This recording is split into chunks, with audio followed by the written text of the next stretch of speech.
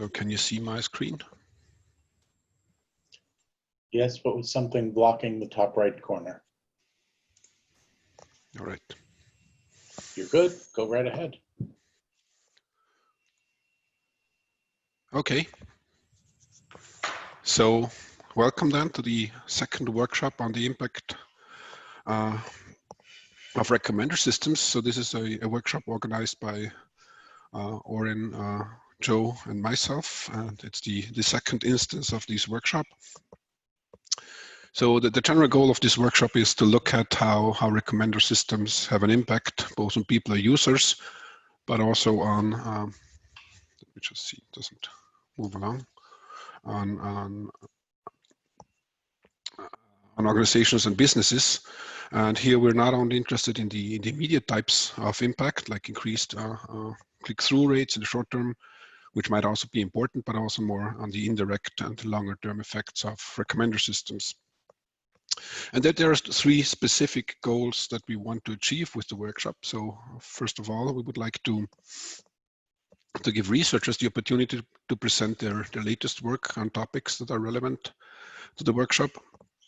In addition, we hope that the workshop serves as a platform where we have time to exchange our experiences and learn about challenges that matter in practice. And in some ways, the workshop should also help to raise awareness in the community that it is important to look beyond our sometimes, let's say, quite abstract ways in which we do research in recommender systems. Here's the program and schedule for today. So we have 2 sessions of 90 minutes. And in between, there's a break for about 1 hour. We'll start the first session with a keynote by Barry Smith, and we'll have then 2 paper presentations. And given the schedule that we have, there should be sufficient time to discuss things. Regarding the papers that are presented here, they were selected based on a peer review process in which each paper was looked at by 3 reviewers. We received 8 papers in total, and we accepted 4 for the presentation at the workshop. We'll do the presentations live, but we'll have pre-recorded videos in case there are any problems. After the break, we continue with 2 more papers, and we'll then have a fantastic panel with people from a diverse set of organizations. And the discussions around the panel will then also conclude the workshop. Let me see, are there any questions so far? Oh, sorry, I fear I closed. Can you see it again? Hopefully, yeah. Okay, any questions so far? If not, we can directly continue. Let's move on with the first, say, highlight of the workshop. I would like to introduce Professor Barry Smith from the University College of Dublin. And in his keynote, he will talk about recommender systems in business and life. So I don't think there's much need to introduce Barry in this community, but still, let me say a few words. Barry is a chair of computer science, a digital chair of computer science in University College Dublin. And he is or was a director of the Insight Center for Data Analytics, which I think it's one of the largest research initiatives in computer science in Europe. Moreover, Barry is a fellow of ECHI since many years and a member of the Royal Irish Academy. Research-wise, Barry has been working in different fields of AI over the years, focusing on case-based reasoning, recommender systems, personalization, and machine learning in general, I would say. He has authored many important papers in these areas, and many of them were highly influential in their respective fields. And as a result, he received numerous Best Paper Awards, Influential Paper Award, and also Best Paper Award, I think last year here at RecSys. So one particular characteristic of Barry's career is that he's always looking beyond the academic environment and trying to turn these research ideas into commercial projects. He's deeply involved in the Irish startup scene, and he received different awards also in this context. Finally, with Changing Worlds and Haystacks, he co-founded highly innovative companies which received substantial capital funding or were acquired later on by companies. Overall, Barry knows both the academic and the industrial side, and we think there's no better person to give a keynote at this workshop, which is an event that should help us look beyond the lab in recommender systems research. So we're happy to have you here, Barry, and we look forward to your keynote with the title Recommender Systems and Business and Life. And last note for the participants, please post your questions to the keynote and the other speakers and panelists to the session Q&A as usual. So, all right.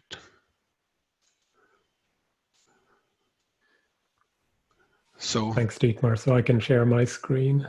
Thank you. Let's see.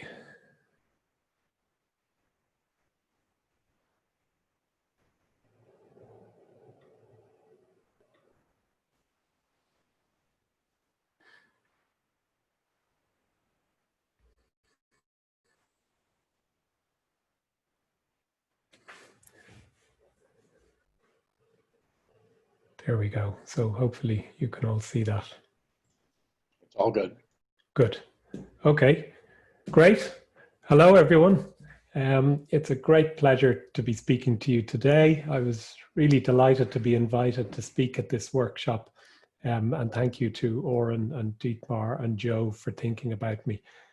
In fact, when Joe contacted me, it was back in late March, and we'd in Ireland, like a lot of places, we'd just entered lockdown. I think we were all still hopeful that we would be meeting up in Rio in person. Unfortunately, that hasn't happened. So here we are today. But despite this, I think it's been a really memorable RecSys so far for all the right reasons.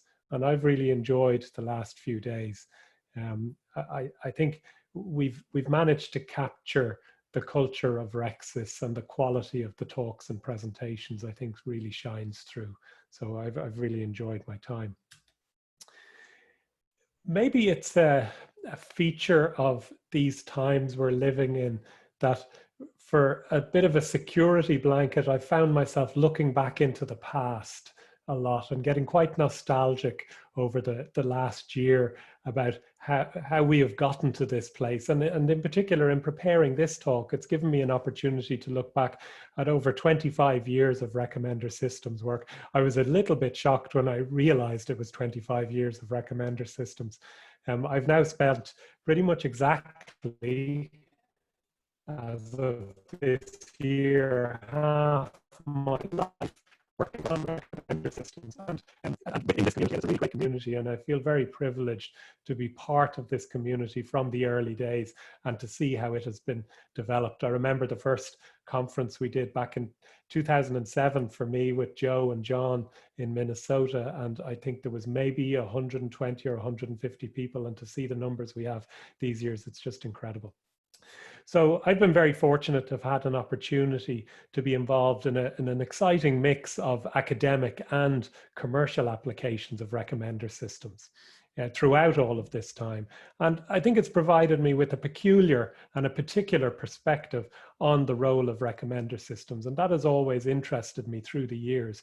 Exactly what are recommenders supposed to do for us? How do they help us live our lives? How do they solve real problems that people have every day?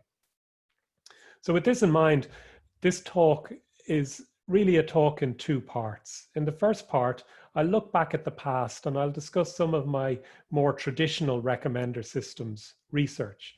And in particular, focus on the challenge of getting this out of the laboratory and into the real world.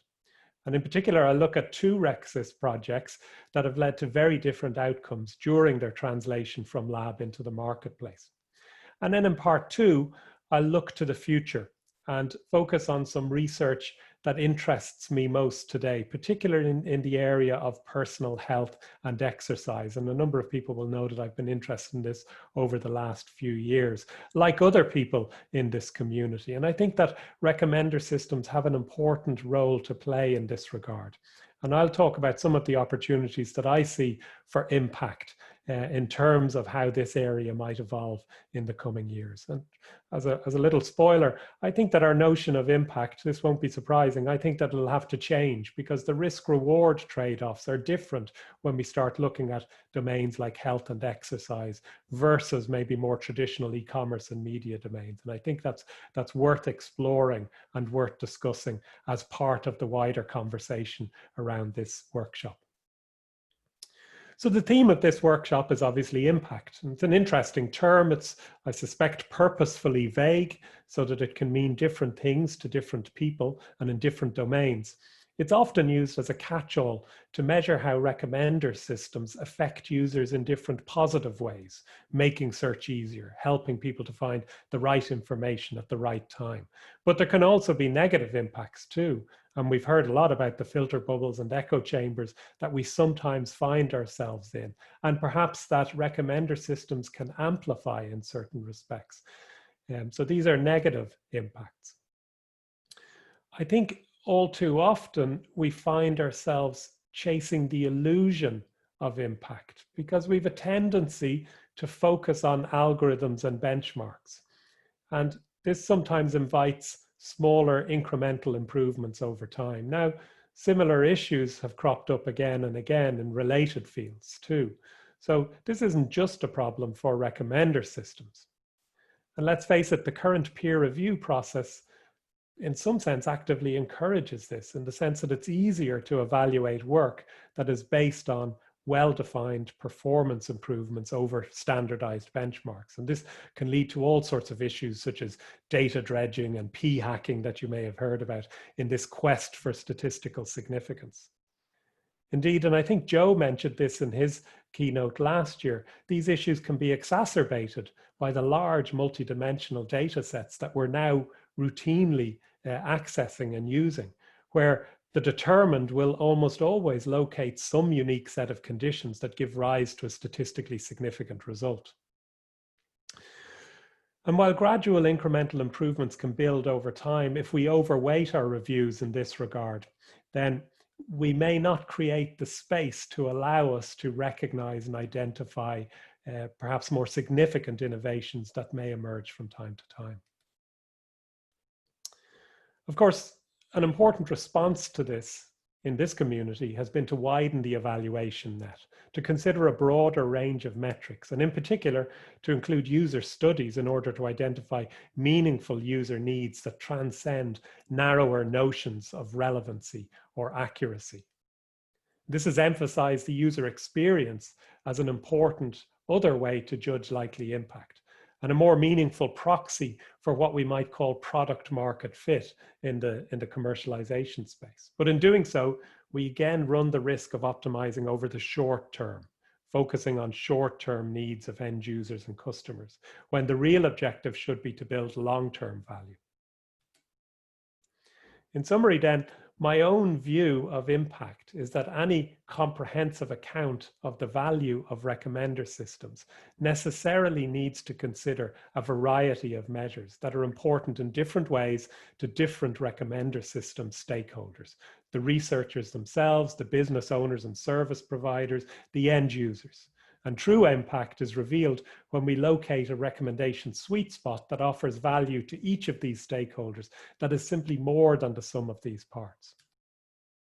We can see this in some of the most celebrated recommender systems, which have enabled and even created entirely new markets, markets that would not have been possible without these recommender systems.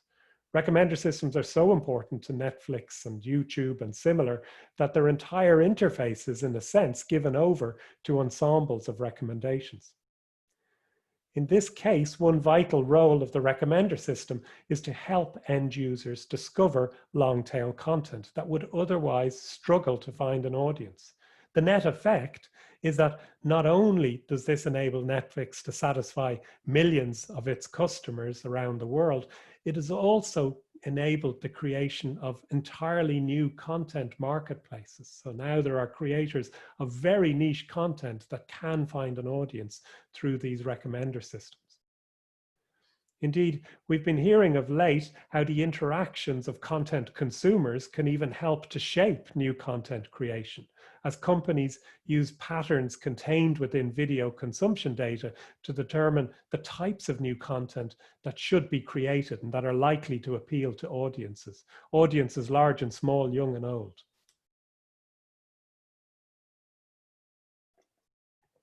And streaming services such as Spotify have also positioned recommendation front and center as an enabler of music consumption.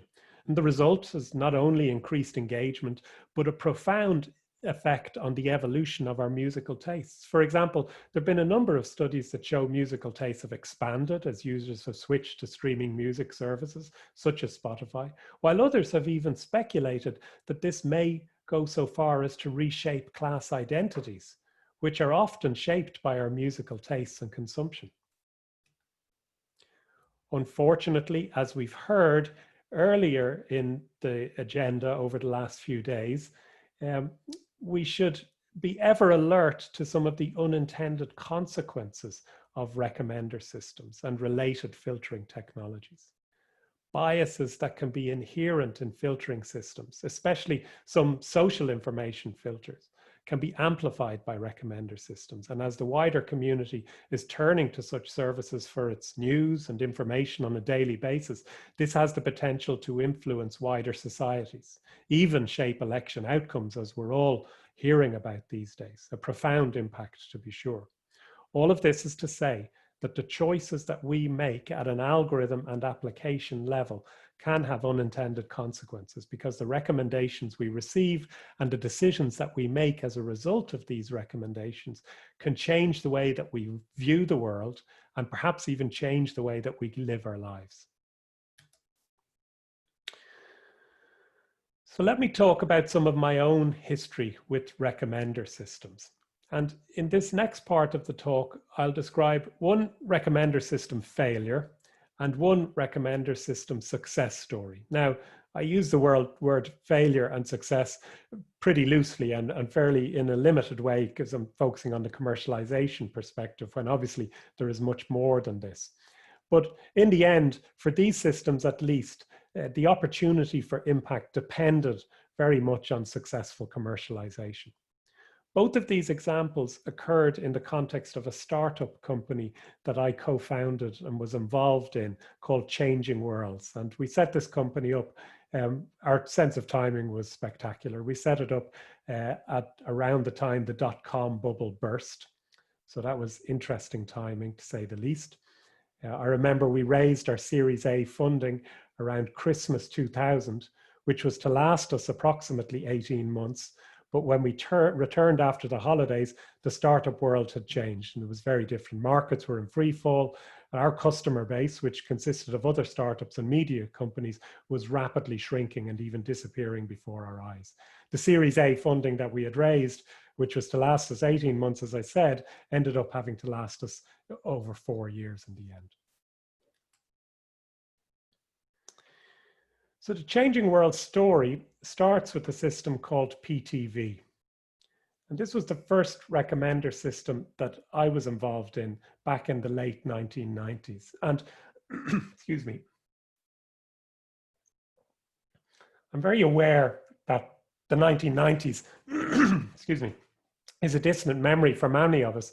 But for those who were around and are old enough to remember, it was a decade that brought us Titanic, the Spice Girls, Harry Potter entered the scene. There was a little TV sitcom called Friends that we were all obsessing over. David Beckham got sent off in the final stages of the World Cup. And by the end of the decade, we were all obsessed with a little something called the Y2K bug, which some saw as the end of the world, while others reaped the rewards of patching it. Anyway, the world of TV was changing around this time. There was an explosion of TV channels from maybe a dozen or so to hundreds. The first DVRs started to appear late in the decade, and people began to contemplate something other than the so-called appointment-based TV that we were all used to. And into this world of small screens and paper-based TV listings came the so-called Electronic Program Guide, or EPG. This was a simple grid-based interface to the world of TV listings. And the problem was that it didn't work very well, and the reason was a pretty straightforward one. You see, with only a few dozen TV channels, a typical EPG would still take hundreds of screens worth of listings to cover just a few days worth of TV shows. And few users would have the patience to navigate beyond their favorite channels and find the content that they were looking for, effectively hiding a long tail of TV content entirely from view and greatly limiting the viewership of the majority of channels. Into this world, we launched a service called PTV back in 1998. And it was fun going back to look at what this was like as I prepared the talk. I was somewhat humbled when I looked back at some of the old interface designs that we had. Surely the world of the web was very different back then. Anyway, PTV used a recommender systems approach to deliver personalized TV listings. It was web-based, and it provided Irish and UK viewers with daily TV listings that were personalized to their viewing habits based on the shows that they tended to watch and the channels they tended to like. And at the time, we were using state-of-the-art recommendation techniques, a little something called content-based filtering, and the new kid on the block, which was collaborative filtering. It all seems quite quaint now, but it worked well. Bear in mind that this was a time when relevance was king. I mean, if you look and see at the screenshot above, you'll notice that 3 out of the 4 recommendations are for The Simpsons. Apparently, this never struck us as problematic at the time. And it was not for a few more years before diversity came on the scene as something that we needed to consider during recommendation. The other problem here is that none of this was actually connected to TV viewing. PTV users had to manually indicate their preferences and provide ratings-based feedback on the web for the recommendations they received. And then the idea was supposed to be that at the end of the day, they would print out their TV schedule, personalized to their taste, bring it home with them and figure out what they wanted to watch. So that obviously wasn't ideal, but it was a start. And Changing Worlds was established to bring PTV to the marketplace and to provide its broader recommendation technology to a growing number of e-commerce companies. Versions of it were deployed on a variety of devices, including newfangled mobile internet devices of the day, and even a very futuristic looking smart remote control for TVs, which contained its own bespoke LCD screen with its own built-in EPG. As I said, all this was quite innovative at the time. It was well received by users. I believed at one stage that we had more than 15% of Irish internet users using PTV, although, as I've mentioned, it was doomed to fail. The benefits of PTV were crystallized through a variety of reasonably large-scale user trials at the time involving thousands of users. And these demonstrated some strong evidence that the recommendations that were being made were welcomed by the user and were capable of uncovering shows that might otherwise have been missed. So it was with considerable enthusiasm that we entered the market with our recommender system in hand and hoped that it would all work out and expected it to all work out. What went wrong? Well, it soon became apparent that things were not going to be as simple as we thought they would. At the time, the main route to market was via set-top box-based TV service providers. In Ireland and the UK, that meant companies like Sky TV, which had a sizable install base of millions of households. The problem was that unlike today, there was no app-based economy. Internet advertising wasn't even a thing. Most customers paid a fixed monthly subscription. And although the addition of a personalized EPG might be a welcome one, there was no revenue upside for the TV operator. There was no way to charge companies for it, in short, unless you wanted to increase their subscription charge, which there was no appetite to do. In other words, there was no good product market fit through the service providers. And without the service providers, there was no way to bring recommender systems to the EPG. Now, of course, the world has moved on since then, and it's now widely recognized by almost every large-scale provider of video that recommendations are an important way to connect users with content. Unfortunately for Changing Worlds, we were a few years too early for this. It was a valuable lesson to learn for a technology startup company that fully expected to make an impact with its recommender systems technology. Unless all of the pieces fell into place, even the best available technologies wouldn't succeed. For Changing Worlds, it was a time, well, it was nowadays people would call it time for a pivot. And it's a good opportunity for me to discuss my next case study and how framing a recommendation problem in the right way can make all of the difference. At the same time as we were talking to TV providers, we were also intrigued by the promise of the mobile internet and some of the challenges that it would face from a user acceptance and engagement viewpoint. The mobile internet of the day was a truly dreadful experience. I don't know how many people remember the text-based, tiny screens, limited input capability of so-called WAP-based services, which all conspired to produce a user experience that was nothing short of abysmal. But it was ripe for personalization and represented a really interesting opportunity for recommendation. At the time, mobile operators were struggling with the transition from voice to data.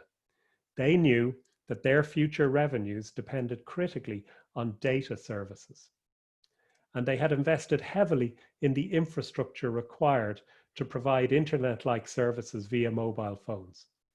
Now, do remember, this is 7 or 8 years before the first iPhone hit the market. The result was far from a mobile version of the internet and more like a limited walled garden of text-based services operated by mobile operators or offered by mobile operators to its customers. Services that provided you with weather and news updates, maybe some sports information, the latest scores, etc. And operators were surprised and more than a little dismayed that usage fell far short of expectations. They believed they had a content problem. They thought that users just didn't find the content they were providing interesting or compelling. They were half right. It wasn't so much that users didn't find the content compelling, they just didn't find the content. There was a discovery problem, plain and simple. The limited screen space of mobile devices at the time and the even more limited input and navigation capability. Remember, there was no touch screens. Represented a perfect storm when it came to rendering content virtually inaccessible, because it was taking users click after click after click, menu screen after menu screen after menu screen to find their way to the latest sports results or their local cinema listings. And the breakthrough came for us in Changing Worlds when we started to describe this as a click distance problem. Simply put, it took too many clicks for a user to get to the content that they wanted. And our solution was to effectively rearrange the content portals for the needs of individual users based on their historical navigation patterns and the interests of other users like them. So this is fundamentally a recommender systems type solution. Click distance was something that operators could understand, and this was the point. And recommender systems was a way to solve this click distance problem because it all came down to a form of link recommendation. So reduce the click distance, make more content more easily discoverable on a user by user basis. And bear in mind that during this time, about half of the time that a user tried to access content via their mobile device, they ended up giving up without finding any content at all. So they never even got to a piece of content. All this might be quite hard to imagine today. We're used to a very different mobile internet experience, but this was a real issue at the dawn of the mobile internet. And unless it could be solved in some sense, it represented a major barrier for the mobile internet to become what it could be. In trials with a variety of mobile operators, and this was one of the great things about doing this at a level of commercialization type scale, we were able to set up trials with operators that would involve thousands of users over extended periods of time, comparing users with access to personalization or personalized versions of these portals to control groups. And it became clear that the approach we were offering delivered very significant benefits to end users. You can see here that after the first 1 or 2 weeks of learning about the user, that click distance dropped precipitously, and we were able to reduce the time and the clicks it would take for a user to get to a piece of content by over 50% on average. And as we did that, mobile internet usage increased. The number of sessions that ended up with users locating content increased by over 30%. And more than that, users engaged with a greater diversity of content too. And in the end, these early evaluations were so successful that they were really cut short by mobile operators, typically cut short by mobile operators, in order to offer the solution to their wider subscriber base and start to benefit from personalization as soon as possible. So this was a great result for Changing Worlds. Mobile operators were delighted with the results, and the end users were even happier with the services being offered. Our timing was especially good because around this time, the early first generation text-based devices were giving way to much more full-featured, graphically rich-based, touch-based devices, which rendered mobile content in a much more appealing way and allowed a much greater range of content services to be offered. Still, it was long before the iPhone came on the scene. But the rest, as I say, is history. Changing Worlds mobile recommender system was rolled out by operators around the world: Vodafone, O2, Sprint, Telia Sonera, and others. And by the time Changing Worlds was acquired back in 2008, there was an estimated more than 100 million subscribers using this personalization technology via their mobile internet offerings back in the day. So that's looking back at the past. So I've seen one example of when recommendation technology fell flat on its face, really, in the PTV domain, and one example of where similar technologies were able to be used much more successfully in the mobile internet space.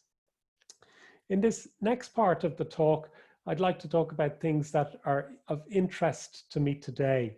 Maybe it's my age, but I found myself recently, a couple of years ago, thinking, well, is that it for recommender systems? Is it really all about music and movies and gadgets and recommending the next hotel that I want to stay in? Or is there more for us to do in recommender systems?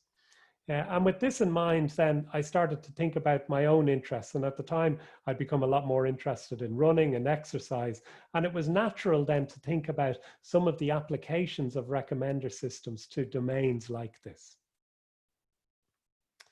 And I think I've come to the conclusions that recommender systems have the potential to play a very important role in helping us to live healthier lives well into old age. And indeed, at this conference, there's been a very successful series of workshops on recommender systems and health applications over the years. So I'm far from the first and certainly not the only person to look at this. Before I talk about what we've been doing, I'd like to talk a little bit about exercise and why I think we know that we should all be moving a lot more and trying to get as much exercise as we can when we can. But have you ever thought about why exercise is so health positive? This is one of the things that interested me when I started looking at this area. And one of the lines of thought is that quite simply, we were born to run. What do I mean by that? I mean, when the early hominids came down from the trees into the savanna grasslands and transitioned from quadrupedal to bipedal gaits, we gave up the ability to run fast, but we gained the ability to run far because evolution discovered new cooling mechanisms for us, the ability to sweat rather than pant. And that meant that we could run very long distances, albeit more slowly than quadrupeds. But because quadrupeds can't gallop and cool themselves at the same time, and because our running speed is faster than the trot gallop transition of quadrupeds, it meant that humans developed a form of hunting called persistence hunting, where they essentially tracked game over very long distances and ran them to exhaustion. So this is one of the reasons why exercise is so important, is that our genes are adapted for regular amounts of endurance activity well into late age. And in fact, the field of evolutionary medicine is devoted to better understanding the consequences of these past selection pressures, especially when it comes to modern day environments in which we live. The current view is that the sedentary nature of modern day living leads to many of the chronic conditions that plague the developed world. These are so-called mismatched diseases like diabetes and osteoporosis, which are all but absent from more active human populations. But here's the cruel trick that evolution has played on us. We're saying that evolution has created our bodies to be endurance machines. But if that's the case, why aren't we craving activity? Why are we content to live sedentary lives when we can for as long as we can? The cruel trick that evolution has played is that while on the one hand, we are adapted for endurance activity, on the other hand, our savanna genes prioritize rest and inactivity because they were selected for in an environment where food and energy were a scarce resource. And this means that these days, when this is less the case, when we have easier access to energy-rich food, for example, that we need to work hard to overcome our sedentary desires. And this is where I believe the recommender system can play an important role to nudge us in the right direction and guide us to keep on track for a more active and healthier lifestyle. Let me give some examples. Recently, we've been applying recommender systems techniques to a range of novel applications for endurance athletes. I'm going to talk a little bit about marathon runners here, but we've also looked at ultra runners and more recently with Martine Willemsen, skaters. Novelty aside, there's many reasons why endurance sports might be considered to be an ideal recommendation domain. By definition, people who are engaged in these activities tend to be highly motivated, but many are relatively inexperienced, and most actively seek out advice and guidance. So they're very open to suggestions being made. In addition, the wearables and smartwatch revolution that we now are living through has created an abundance of data. Users track their sessions, their exercise, their races, even their rest and recovery. And I think it's probably true to say that almost everybody you see exercising these days is probably tracking their activity, either through their smartphone or their watch or another wearable sensor. Almost everything we do results in data being created and stored somewhere. And finally, within the domain of marathon running, we can readily identify a wide variety of different recommendation tasks and some very interesting opportunities to deliver recommendations via a variety of modalities. So, for example, some of these tasks include recommending gear, equipping ourselves with the right equipment for training and competing, training in the right way, making sure we get enough rest and recovery to avoid injury, figuring out what are the best races for people to compete in, finding new routes that we may want to explore during our next training session, particularly when we're in an unfamiliar location, such as a new conference city. And let me just give you a couple of examples of some of these that we've been publishing on over the last few years. Maybe one that we haven't yet looked at in a huge amount of detail, but that I think is a really interesting machine learning problem, concerns the idea of classifying training sessions. So not so much a recommendation task, but one of the most obvious gaps in the current state of the art in fitness apps like Runkeeper and Strava and the like, is their inability to differentiate between different types of training sessions that we engage in, making it all but impossible to evaluate how well we are performing with respect to some training plan, for example. Training for a marathon means doing different types of training, from faster interval sessions and tempo runs to slower long runs, all of which are designed to promote different types of physical adaptations, different types of fitness adaptations.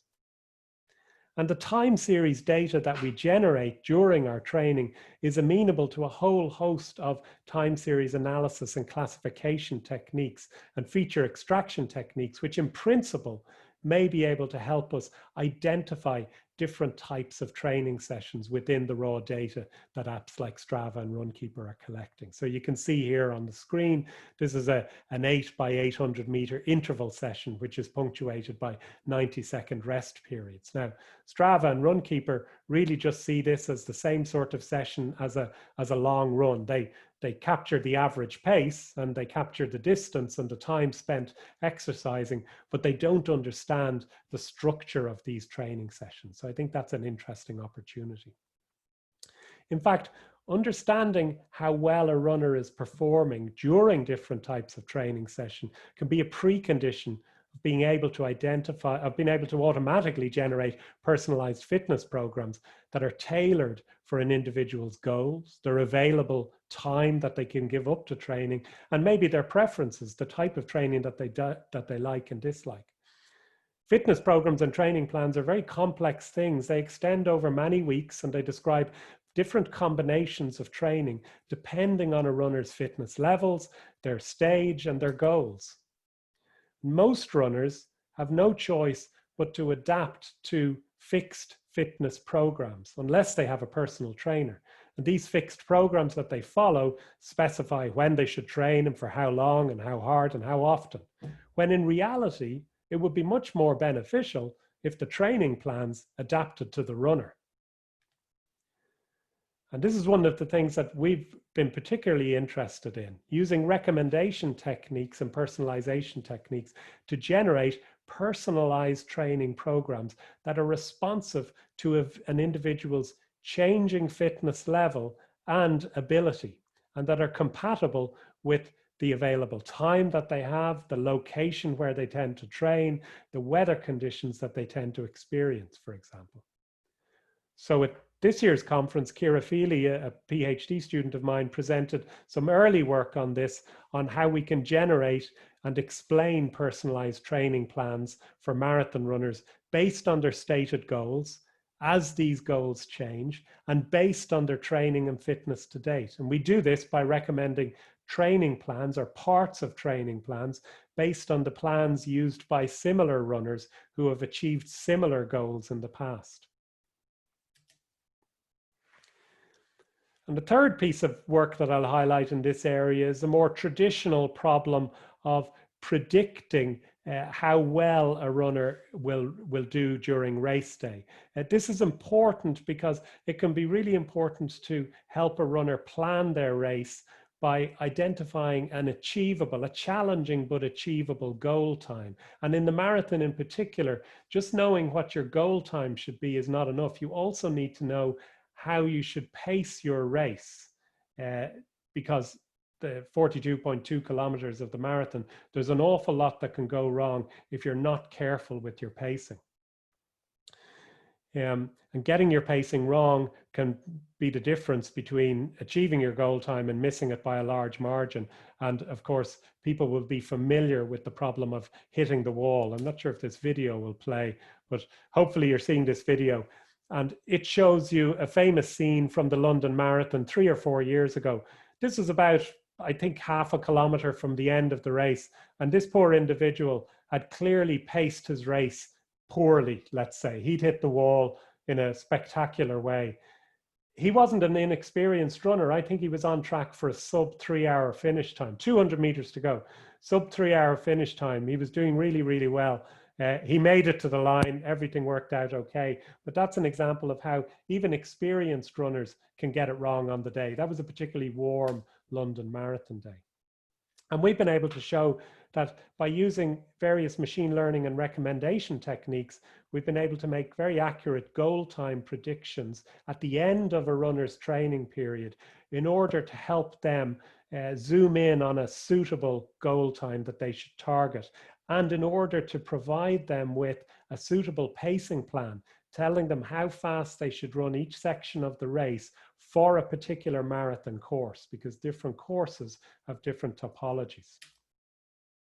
I won't go into the detail here, but suffice it to say that we've been able to generate goal time predictions that are accurate within about 3% of actual finish time, compared to about 6 to 10% that is possible with more conventional means. And the real impact of this means that it enables runners to run a better race on race day and to do so more safely, less likely to hit the wall. Now, I think this is just the very beginning of this research within the recommender systems field. And for a number of years now, there's been very successful workshops, as I mentioned, on recommender systems in health domains. And we've already seen a variety of works on how recommender systems may play an increasingly important role in optimizing our health and well-being across many related areas, not just exercise, but also food and nutrition, sleep, stress management, for example. And only last week, Apple announced their latest foray into the world of fitness, bringing together devices and content in order to provide Apple's users with access to a wealth of fitness programs for all levels. And it doesn't take much to imagine the recommendation and personalization opportunities that will exist now, given what our devices have learned about our daily habits, our fitness levels, the style of content that we're interested in, the activities we prefer, our ability to free up time to devote to exercise and fitness, for example. In the Apple ecosystem, there is really an awful lot that can be learned about us that can help to personalize our fitness programs, if we can get the balance between privacy and personalization correct, of course. But again, this is just the beginning for recommender systems in this new field. And these domains introduce us to very different types of performance metrics. I'll mention this again in a moment, but fitness and motivation, well-being, and they provide early new perspectives with respect to the role that personalization and recommendation can and should play. For some time now, we've talked in this community about the power of recommendations to nudge us, to change our behaviors. But what about using recommendation techniques to help us to clarify our intentions and define our goals in the first place? I was struck recently by work by Michael Ekstrand and Martine Willemsen, and you can actually find a talk that Michael gave at this conference on YouTube from a few years ago on how to engage users on figuring out what their goals are and what sort of life they want to get to. And the problem is that many engagement metrics that we're traditionally used to don't really help us to distinguish between what users do and what users want. Am I getting what I want from YouTube if my views per month are increasing? Or could this be a bad thing? If I'm logging more miles on Strava, does that mean I'm achieving my fitness goals? A much debated concept among runners, for example, is the concept of junk miles and whether they're worthwhile. So we can while away the hours doing the same runs day after day, or should we spend less time but challenge ourselves and benefit disproportionately in terms of fitness? In fact, in Michael's talk during the Q&A, I think it was Peter Brusilowski asked a question about where examples of these ideas using recommender systems to set goals might come from. And Michael suggested fitness apps as particularly well suited. And indeed, Strava today does allow users to define their own explicit fitness goals. It even invites users to participate in challenges, which can provide strong hints about what users want to achieve. This might start with a simple goal of running 20 kilometers a week, and then that can lead to a recommendation to run a 10-kilometer race next month, which might in turn prompt the runner to sign up for a half marathon at the end of the year, leading to a new training plan recommendation. The long-term goal of the year evolves to become the half marathon. This hints at very exciting possibilities for the role of recommender systems in applications such as these, by providing users with the means to express their intentions and then translating these intentions into goals, short-term and long-term goals, and for generating and explaining the recommendations to help us navigate the path to these goals. Persuasive computing provides us with a tool set, which when combined with recommendations allows us to nudge users in the right direction. But once again, we need to be mindful of the biases that can exist within these recommendation contexts and the potential for harm that exists in particular in these health domains. At the very least, the cost of a bad recommendation for a runner is considerably higher than recommending a movie that I don't like. Making poor training recommendations can lead to injury. So the costs and the rewards associated with recommendations are quite different. So I think the impact of these types of recommender systems can be viewed in the light of a wide range of different factors. It'll be important to move from retrospective studies to more prospective studies. So the evolving impact recommendations make can be evaluated over time. As a community, our work in user studies is an important part of this. Live user trials and longitudinal studies to evaluate different sorts of interventions will be even more important in these domains in the future. It'll also be important to understand whether different types of interventions help to motivate users and to make exercise more or less enjoyable, bearing in mind that different people will respond to different nudges in different ways. How do we personalize the nudges? It will be important too to go beyond conventional activity metrics such as steps per day to consider fitness impact and the physiological benefits of recommendations. Do people exercise more or do they exercise more efficiently? And to what extent will it be possible to push users to achieve new, tougher goals versus maintaining their current fitness levels? Once again, personality types will presumably be important here. So let me conclude. In this talk, I've outlined some of my past experiences, what I've seen as important future opportunities for recommender systems to play new roles in our everyday lives. In my experience, one of the most challenging aspects of developing recommender systems, especially those that will come to be used widely, is understanding and optimizing their likely impact. By that, I mean figuring out the role and value of a recommender system, of the value it should have in a given domain and how to optimize for this. All too often, we might sidestep such matters by focusing on conventional evaluation metrics such as relevance, diversity, novelty, engagement, but they only show us part of the picture. And because of that, we sometimes miss their unintended consequences, the filter bubbles and echo chambers that, let's face it, recommender systems can sometimes exacerbate.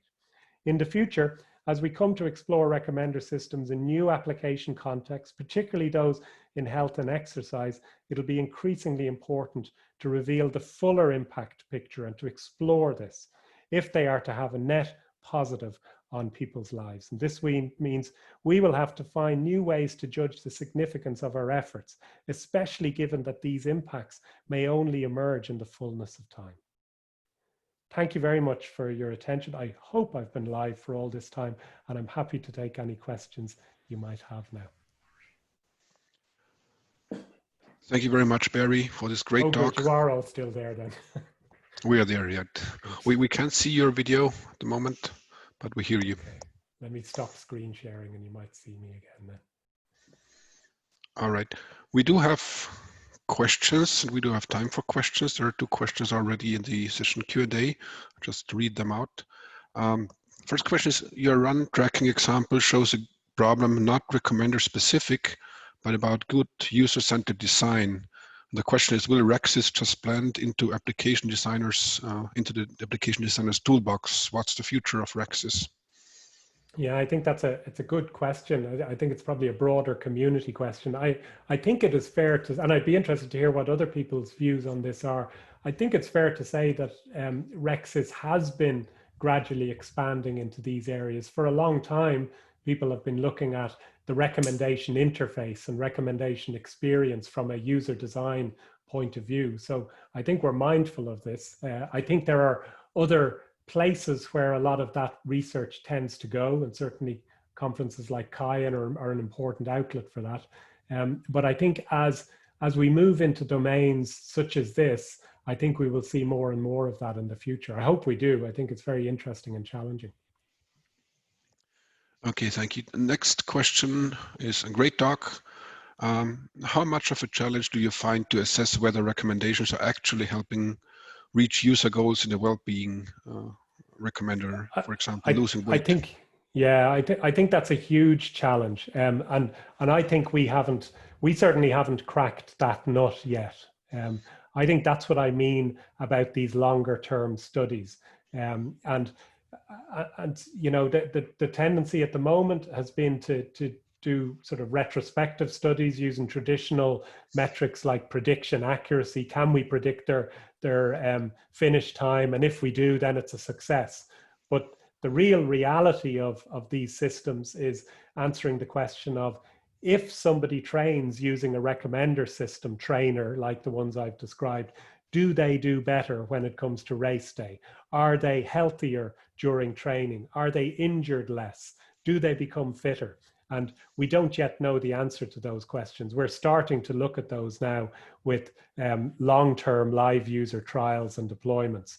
It's a tricky problem. We've also, there's work that I've done with Martin Willemsen very recently on looking at the role of coaches with these systems. I've described them as if they're essentially automatic recommender systems that work with the end user.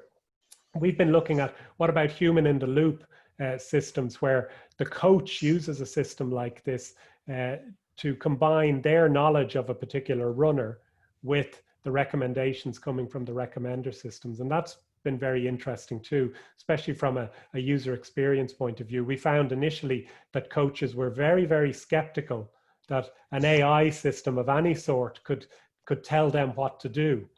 But we were able to show that when we made the system available in the right way to the coaches and allowed them to explore the recommendations and to modify the model that was being used, essentially, that they became much more invested in the system. And I think to the benefit of the runner and to the benefit of the coach as well. So I think there's some very interesting opportunities in that regard. Okay. Looking at your history also of commercialization, have you been exploring or thinking about making this a product? These tools that you presented for endurance sports? Yeah, it's a possibility. I feel a bit old for that these days. So I think that's for younger people to do. But yeah, we are certainly looking at commercialization opportunities. I mean, there's obviously a number of companies out there now that are beginning to provide AI enhanced tools and to build AI techniques into existing fitness platforms. Organizations like Strava and Training Peaks and Runkeeper increasingly are looking at these sorts of techniques. So I think they are going to find their way into these systems. And this community has a lot of the expertise that will be required to do that. We're certainly interested in that, but it's a process, let's just say. Okay. There's one more question in the Q&A. So do you think engaging recommender systems in the domain of a favorite, in your case running, leads to a good recommender system? Well, I think that's an interesting question, isn't it? I think we should all be doing things that we love. And I think I've felt very privileged that I've been able to combine the two in such a useful way. But joking aside, I think that it is important. I think that when you have an intimate knowledge of the domain that you're working within, of course, that allows you to bring a lot of valuable information to the recommender system. There are ideas and concepts and things that are important in running that make recommendation very, very different from more traditional item-based recommendation, for instance. And having a good intuition about what those things are is really important and really valuable. So maybe it's cynical, but most RecSys people seem to be interested in movies, right? Yeah, we all love movies. We have time for, I think, one more question or two. Otherwise, I would just want to hear from you. So you mentioned personal health and exercise is an application area where recommenders can create personal value, compared to this organizational value in terms of revenue and something like that. Have you thought of other application areas where you can create personal or even societal or environmental value? I think one area that interests me a lot is personal education. You know, increasingly with the availability of online courses and, you know, people wanting to build up their expertise, how can recommender systems help them to figure out a route, a plausible route through the educational space to get from where they are today to where they might want to be in a couple of years' time? And I think there's great opportunities there. What courses should I take if I want to become a data scientist? Given the set of skills I have today, or if I want to work in Google on this type of technology, what should I do now and over the next 12 months in order to build up my CV in a credible way? I think they're interesting and complex recommendation problems because they imagine long-term personal goals that can only be achieved by completing a sequence of steps, and there's a complex plan that you need to work through in much the same way as in planning for a marathon, you have to complete a training plan. So, so I think that's another area that's of interest. Okay, thank you very much again. I think we need to stop here, but I think we're open for questions in the Q&A session there. Thanks again, Barry, for this fantastic talk and having time Thanks, everyone. to be here. And with that, we'll move to the second part of the first session and to paper presentations. Oren. Hi, so welcome to the first session. This session actually got a theme. It's about impact in music recommender systems. First, I would like to stress to the audience here that in workshops in general, and particularly in this workshop, we allow relatively a long time for questions. The reason is we would like to create some discussions, maybe, I don't know, to pave the way for new and improved methods to improve papers. So without further ado, I would like to welcome Dugan to present his work, Exploring Artist Gender Bias in Music Recommendations. Okay, thank you. I will share my screen now.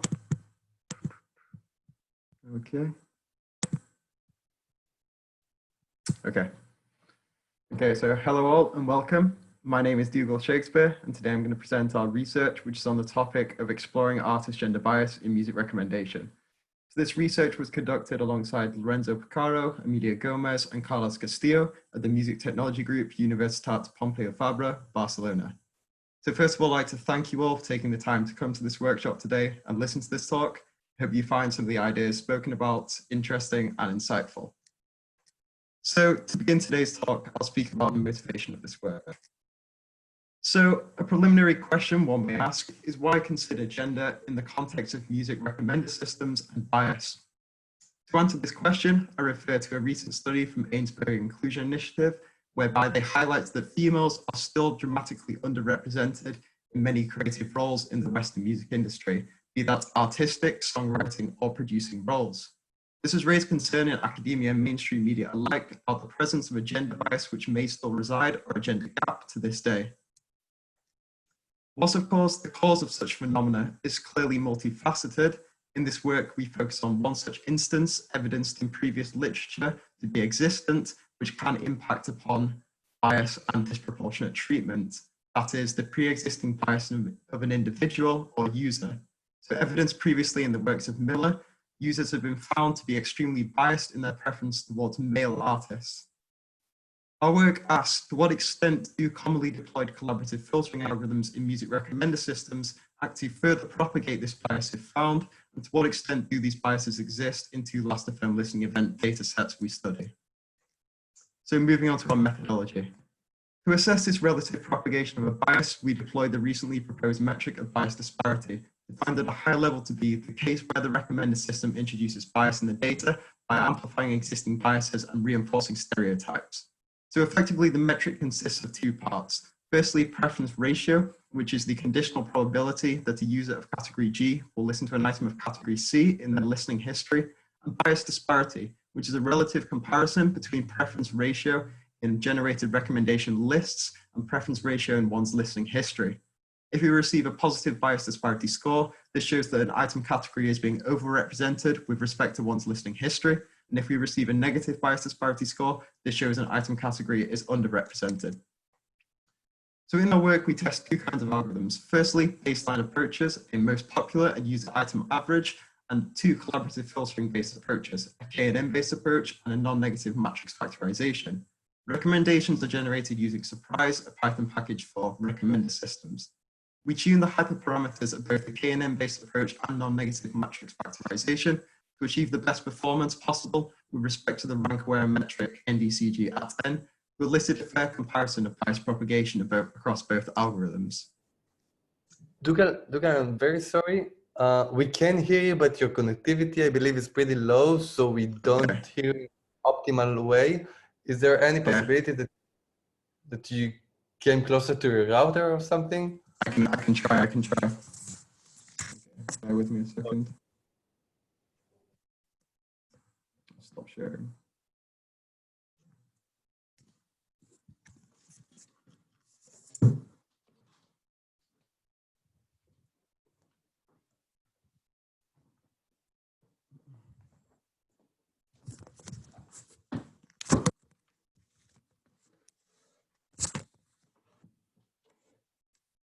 Okay, how is the connection now? Is it clearer at all?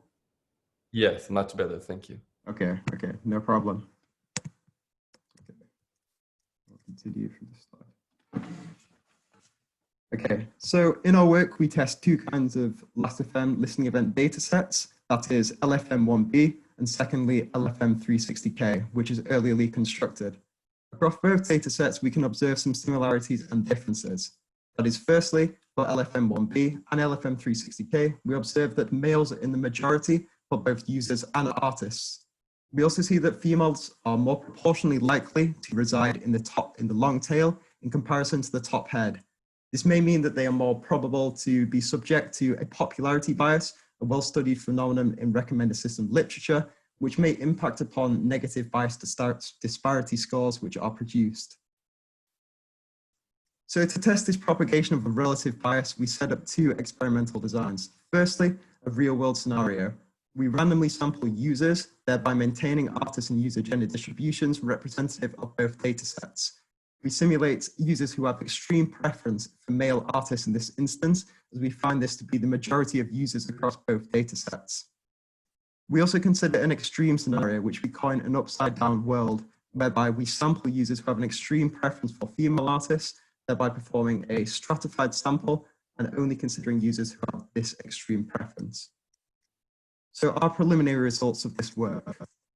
So we firstly plot the preference ratio for both data sets. The dotted lines show the input preference ratio, and the bars show the output preference ratio after generated recommendations. So what can we observe? Firstly, we see that preference ratio is extremely high for male artists. This is the case across both data sets, and we draw comparisons to the works of Miller, whereby preference is also found to be high for male artists across both user genders. We also find that users who share the same gender as an artist have a marginally higher input preference ratio in comparison to users who do not, shown here. We now plot the bias disparity for experiment 1. We observe that there is positive bias disparity induced towards male artists and negative towards female, reinforcing the conclusion that male artists who are male are overrepresented. We see that there is minimal difference across the NMF and user K&N average-based approach tested with regard to bias propagation in this instance, and they produce similar levels of bias disparity. We also observe the effect of bias propagation to be marginally more amplified in the LFM1B datasets in comparison to LFM360K, which is represented in the lower proportion of long-tail recommendations which are attained. This may mean that users of the LFM1B or artists may be more subject to a popularity bias, which may be one explanation of this phenomena. We now plot the bias disparity again for experiment 2. We observe that bias disparity can emerge in the inverse manner towards users, towards female artists. So what can we observe from these graphs? Firstly, we see that in this context, NMF produces the lowest absolute levels of bias disparity, reflected in the higher levels of coverage and spread which are attained.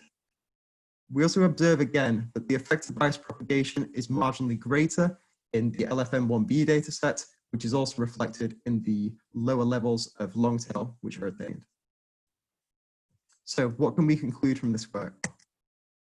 So our work connects to pre-existing literature on music psychology and gender studies. We find evidence of a strong pre-existing bias towards male artists in both of the last FM datasets which we study. Our work suggests that users who have a high preference towards male artists can in fact drive commonly deployed collaborative filtering algorithms that overrepresent this item category, thereby inducing bias disparity. However, our work also shows that such disparity is not exclusively reserved for male artists, and an inverse scenario can emerge in the opposite manner. Finally, our work highlights differences across memory and model-based approaches, such as the NMF-based approach produces, in many contexts, a fairer representation of generated item recommendations, which are more representative of a user's input gender preference. Of course, there are limitations to this work.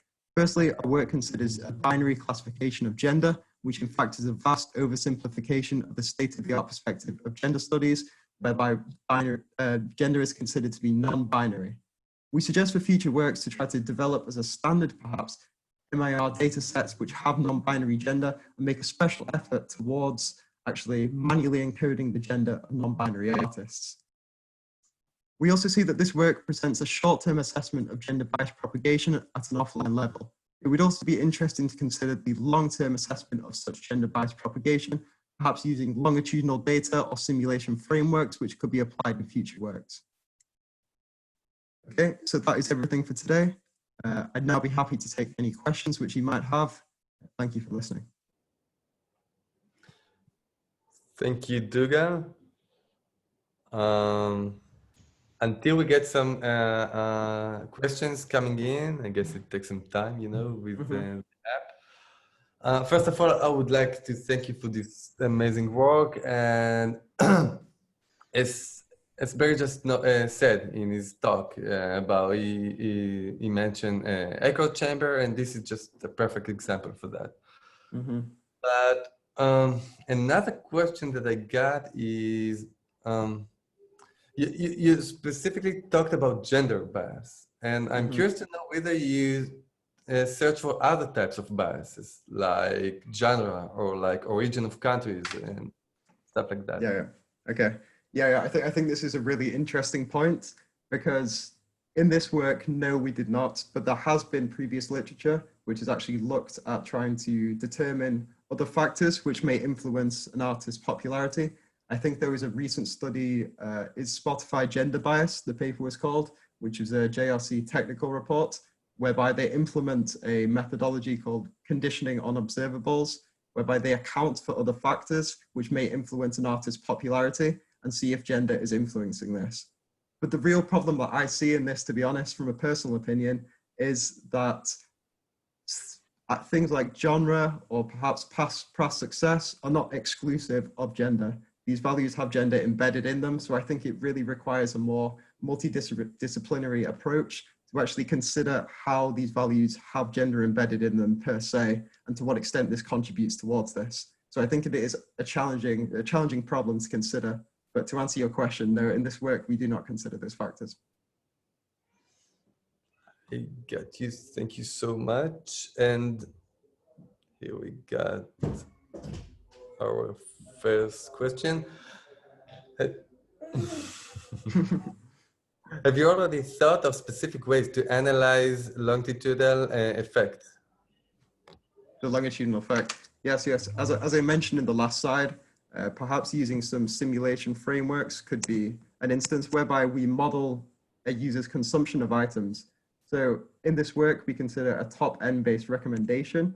And I believe there was a nice paper published, RecSys, which is published the guys at Microsoft, I believe, or it might have been Google, whereby we can simulate the long-term impact of a recommendation using agent modeling.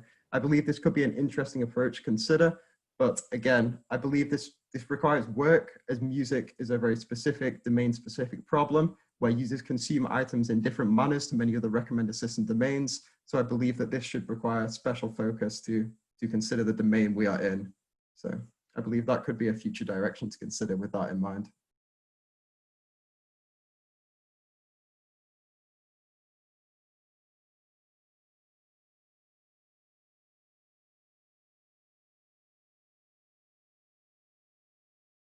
I think you are still muted at the moment.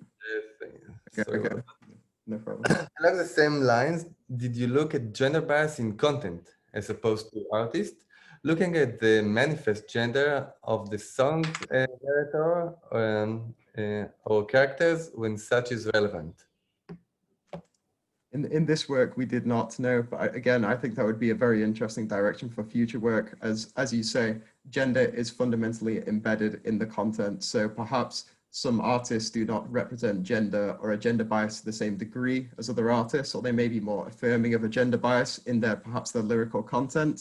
So in this work, to answer the question, no, we do not consider this, but I would have liked to mention, but sadly due to time constraints, I didn't include this in the slides, but I do think that would be also a very interesting direction to consider for future works in the propagation of a gender bias and the measurement of it.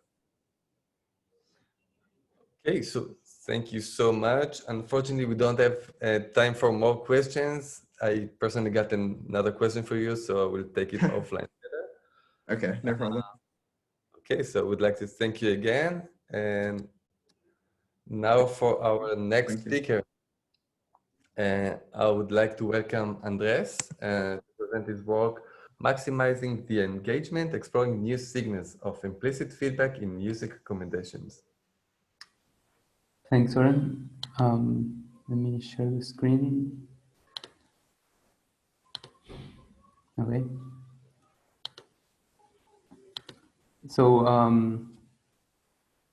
I'm going to present this work we did in collaboration with Sergio Ramas, Massimo Quadrana, and Xavier Serra.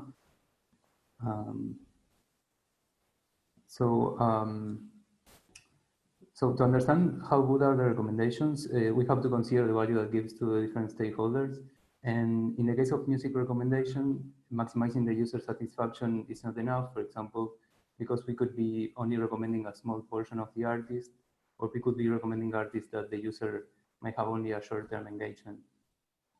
So in this work, we want to investigate the use of different signals of implicit feedback that are provided by users when using a music service, like counting the number of tracks, days, or times a user listens to an artist. And we propose novel combined signals to generate and evaluate recommendations that are more valuable for the artist. Most music recommender systems consider the number of times a user play a track or an artist as the main engagement signal, and they try to predict these unknown values for the user. But this signal alone cannot describe how much a user is engaged with an artist. For example, a listener who frequently listens to only the same few tracks will unlikely be attracted by new releases of an artist or attend to their concerts. In the same line, listeners who play a few albums by the artist only for a few days in the past are unlikely less engaged with the artist than listeners who constantly listen to the artist's production over long periods. For these reasons, we believe it is crucial to use implicit interaction signals beyond the simple frequency of interactions with the artist. Therefore, we introduce novel signals that capture both the breadth of the listener's engagement with the artist's production, computed as the number of distinct artist tracks played by the listener, which we call the track counts, and the temporal extent over which the listener engaged with the artist, computed as the number of days a user listens to an artist, which we call the day count. We also use the typical play count signal, which indicates the number of time a user listens to an artist, and a binary matrix with values of 1 when a play count is more than 0. We also define the following composite signals, which combine the previously mentioned raw signals. Engagement combines play counts and day counts by multiplying on each day the number of times a user listens to an artist that day with the logarithm of number of days. In this way, we can give more importance to artists that the user listen for longer period of times without changing much if it was for n or n+1 days. In a similar way, we define fidelity as a weighted average between engagement and track counts. And we use the value of alpha to give more importance to the engagement or the track count. In order to generate the recommendations, we first train a matrix factorization algorithm using as input the different raw and composite signals that I mentioned before. And then we evaluate the recommendations of each model, both from the user and the artist side. For the user side, we evaluate the recommendations with some commonly used accuracy metrics like mean average precision and NDCG. These values are computed for each user and then average. Then for the artist side, we evaluate the recommendations by measuring the average play count, track count, and day count in the artists that are recommended in the first 10 elements, and also they are in the test set. So then we compute these values for each artist and we average them. We use 4 different datasets, which are Last.fm, Now Playing dataset, 30 Music dataset, and a private dataset from a streaming service. We think that using this dataset, we can have an idea of how these signals will perform in different situations. And since each of these datasets have different dimensions and also comprehend different periods of time. So as we can see in the results, if we only focus on the user-centric metric, for each dataset, we have a different input signal that generates the best recommendation. But on the other hand, for most of the datasets, if we focus on the artist-centric metrics, we see that the proposed signals give better performance for the different metrics. In addition, using engagement always gives a higher coverage. So we can conclude that the selection of the implicit feedback signal has a significant impact on the quality of the recommendation, and the proposed signal increases the chance of a higher engagement between the users and the artists they get recommended. So that's it. The code to reproduce the work is available online, and I will be happy to answer some questions. Thank you so much once again. Until question will come in, I got some questions for you. First of all, I think you use the function, how do you call it, engagement, in order to model the involvement of the user over time, right? Yeah. So basically, engagement combines the number of days a user listens to a track or an artist in this case with the number of times this user listens to the track each day. No? So it's more descriptive than the usual track count information that we use for recommendation. I got you. So the question for you is whether you try to model like the same information roughly using an RNN based method. In this case, we are using matrix factorization. So we train matrix factorization with these different values, right? Like instead of using play counts as we usually use in the implicit matrix factorization algorithm, which is the common approach. In this case, we try with different values, like the number of days that a user listens to a track, which is produced here. For example, the play counts would be the normal case, but in this case, we try also with the day counts, which is the number of days, like I was saying, that a user listens to an artist, or the track counts, which is the number of different tracks that the user listens of an artist. So it's matrix factorization what we use, no RNN in this case. Okay, fair enough. Let's see if we got questions came in. Not yet. So another question for you, because in this workshop we focus on the impact, right? And I acknowledge that it's hard to assess the actual impact in offline evaluation, but still I would like to know whether your method, when you introduce those new functions of engagement and fidelity, whether they increase, for instance, diversity in terms of artists or in genres, or any other types that can lead to increased engagement after all? So that's a good question. So we tried these different data sets. We think they have different, every data set has different aspects. And in all the data set, we see that using the engagement signal, we get a higher coverage, which, sorry, it's globally, it means that it's recommending more items, more artists in this case, compared to the normal play count that it's used. And it's also interesting what you asked, because for us, it kind of the motivation of this work is to try to generate more value for the artist in the long term. No, so it's something that is very difficult to measure and in this kind of experiments, because for that you need, I mean, if you want to in the real world to try with users and recommend new things, and then like you need very like long period of times to see how they change their behavior and if they get more engaged with these new artists that you are recommending. So in this case, we kind of based in previous data of like history information of the users to try to identify these situations. So it's limited what we can do, but we try to use these metrics of take counts and track counts to try to see the situation. So I don't know if that answered the question. Perfectly answered the question. Thank you. I see that we got some questions came in. So first of all, in your model, the recency of the observed events does not seem to play a role. Did you look at this aspect at some stage, or does recently does not matter? Sorry, can you repeat what's the? It's a question about recency of interactions. Yeah. Okay.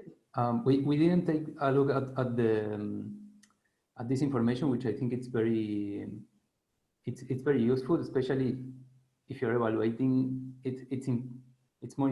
I mean, it seems that it makes sense to think that what the user interacted more recently will most probably be in the test set. So it's something that at least in the offline evaluation, it's something, and I also think in real world, it's something that makes more sense. No, the user it's more engaged with something, and it's more probable to listen to it more in the recent future. So, but we didn't. I mean, we didn't look much at that yet. With this metric, we try to capture in general if they engage with an artist for longer period of time, but we don't consider how recent is this interaction. But it's a nice question. Yeah. Okay, thank you. And I see that we got another question. Have you thought of using other entities like albums or genres? So in this case, I think we are limited by the information that we have, and also it's already difficult to have this information in the artist level. So I think to like have a more fine-grained information of like album or track, I think it's very difficult to try to generalize that, you know, to try to find information of engagement with a particular album.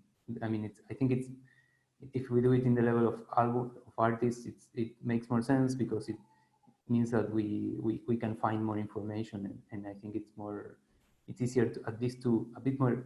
It's already difficult to evaluate in the artist level. I think if we go to the album level or the track level, it's even more difficult. So I think that's mainly the reason why we choose to work with artists. And also, if we think from the motivation of this work, it was to give more value to the artist. So I mean, I think it's something that makes sense to think, to try to measure these things from the artist side and in the artist level. I agree, and actually we got a comment from one of the attendees says that probably the loyalty of users could be measured as evaluating impact of artists. Popularity of users. Loyalty of users, right. I believe it refers to the amount of time that people continue to listen to the same artist. Yeah, so this is one of, if I'm understanding right, I think this is the, well, it's kind of what it will capture by the engagement metric. So that's, I think that's the idea, no? To try to capture people that interact more and by longer period of time. So combining both dimensions somehow. And I think we are kind of achieving that, yeah. Yeah, I have to agree. So I think we ran out of time for this session. So I would like to thank you again. And now we take a 1 hour break, and then we will return to the next session, and of course to the panel, which personally I'm eager to hear. So stay tuned, and we'll see you in 1 hour.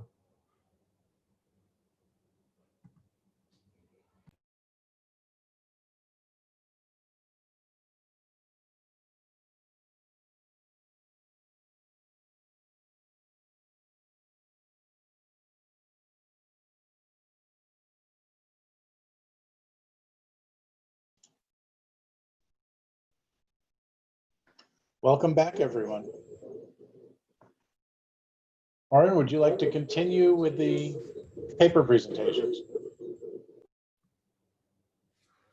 Hi, so welcome back to the second session.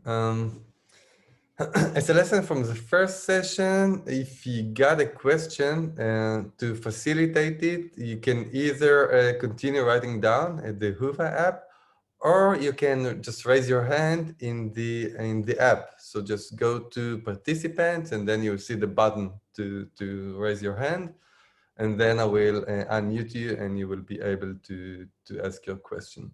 I promise that by next year we will be more proficient in having a virtual conference. So without further ado, I would like to welcome Jisoo to present the work Div2Vec, Diversity Emphasized Node Embedding. Hello, thanks to introduction. Yeah, let me share my slide.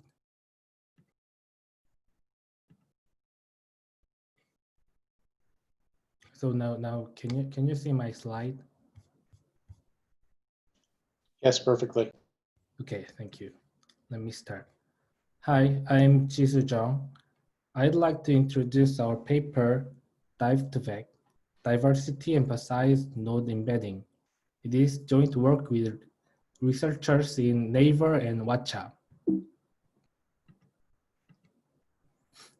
Most recommender systems are designed to increase accuracy. However, it has a potentially serious drawback. Suppose a user watched and liked Iron Man, then a recommender system will recommend Iron Man 2 or the Avengers. The user might watch and like these movies with high probability, but can this recommender system satisfy the user? Maybe not. So the one solution is, so increasing diversity is one way to satisfy users. Many studies emphasize the importance of diversity. Vargas claimed that diversity is one of the essential components in recommender systems, and Facebook already recognized the importance of diversity. And Spotify observed that diverse consumption behaviors are highly associated with long-term metrics like conversion and retention. There are some studies on increasing diversity. Admovicius and Kwon applied linking technique to original collaborative filtering in order to increase diversity. Zhang et al. Proposed a deep Q learning-based reinforcement learning framework for news recommendation. We propose a random walk-based node embedding method that increases diversity. Deep walk is the first random walk-based node embedding method. It transforms nodes into vectors, into embedding vectors. The procedure is as follows. First, it samples random walk, a lot of random walks, and it trains kickgram model and compute embedding vectors. The most famous node embedding method is node to back.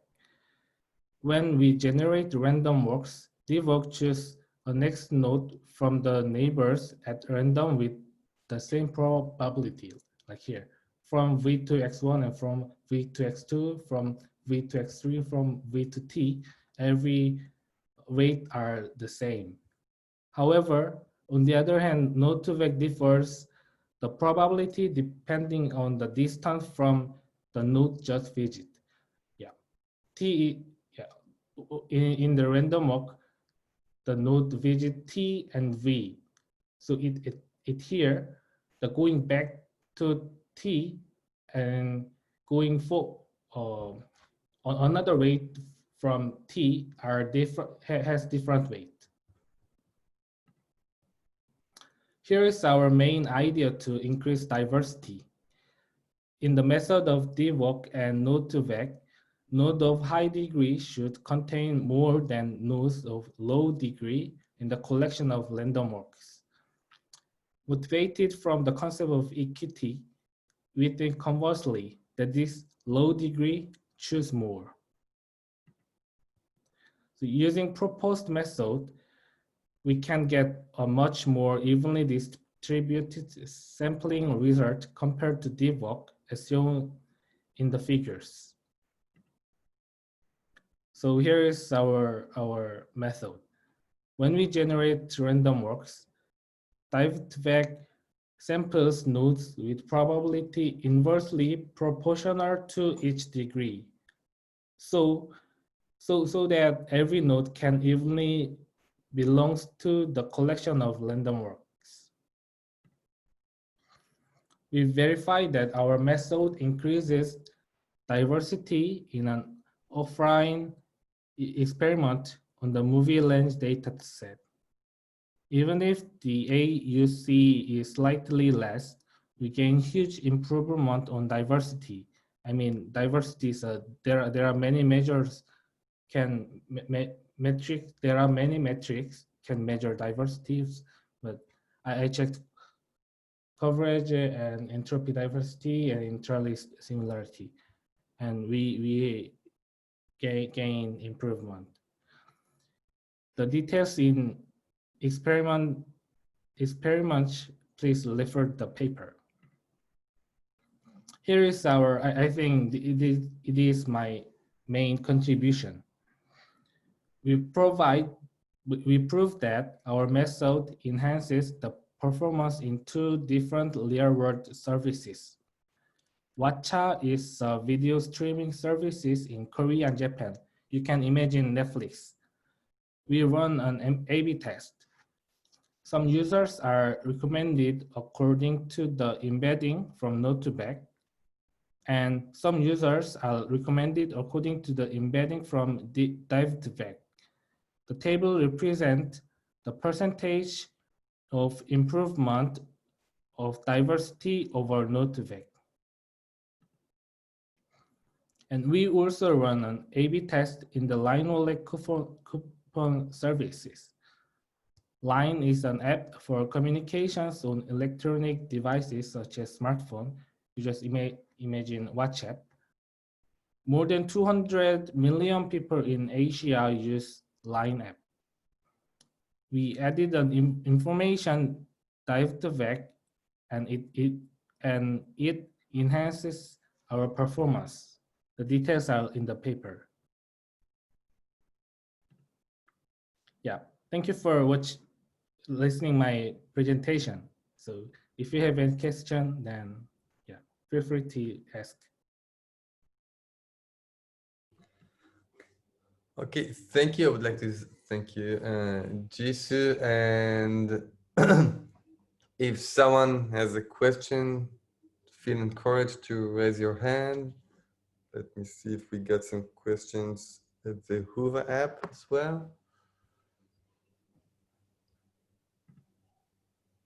Okay, until the first one to have a question, I will start off by I'm really curious to know, you present diversity as one of the goals, right? You want to increase diversity, and you actually show that it gives a huge lift in the A/B test.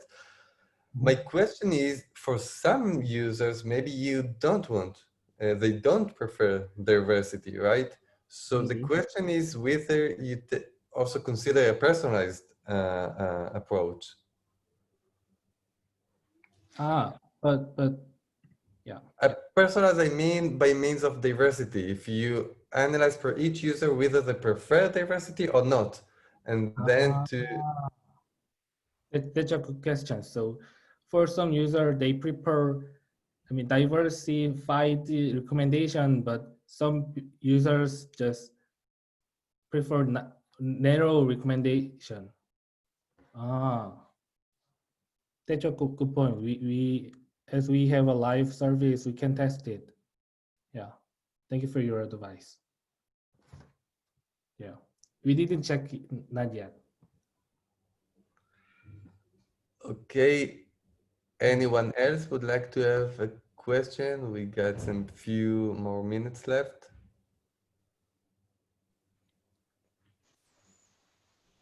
There are questions already. In the app? Oh, I can, okay. So actually we got a couple of questions at the moment. You show a small increase in interlist similarity. I think it was the last column in your table with your technique. Did you expect this result? Pardon? The question is, was it expected to have just a little gain in interlist similarity? Yes. Comparing to the huge improvement in the other measures? So do you mean why? Right, why there is less than 6% improvement?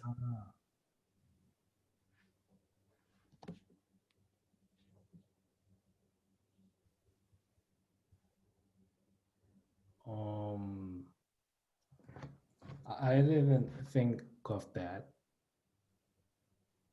Maybe in original recommendation is already good, or in our method we want to diverse, but it has a limitation like genre or yeah.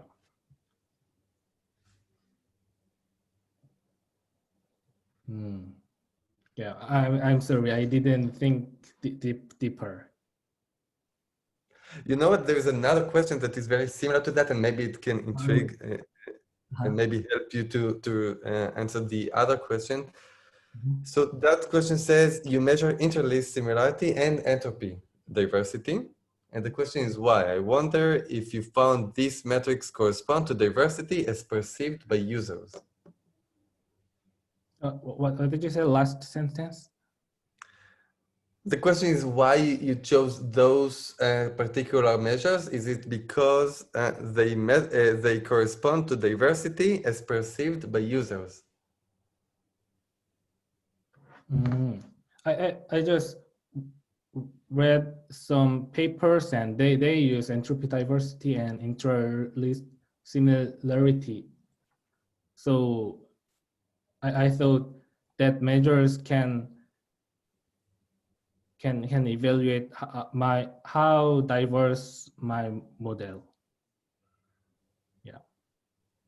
Okay. So I just cite other papers. Okay, so you're saying it's a common practice. Yeah.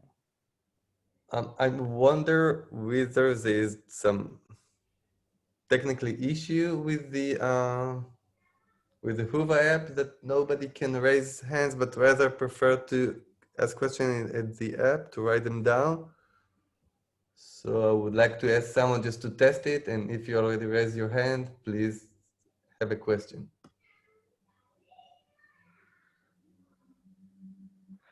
Okay, so in this case, I got another last question. See, we got only 1 minute left. So I'm curious to know about the AUC. There is only a little change in AUC comparing to deep work, and Yes. it's counterintuitive for me. I mean, I would expect because you increase diversity and you prefer unpopular items that there is a huge difference in AUC, and turns out that not. Do you got any?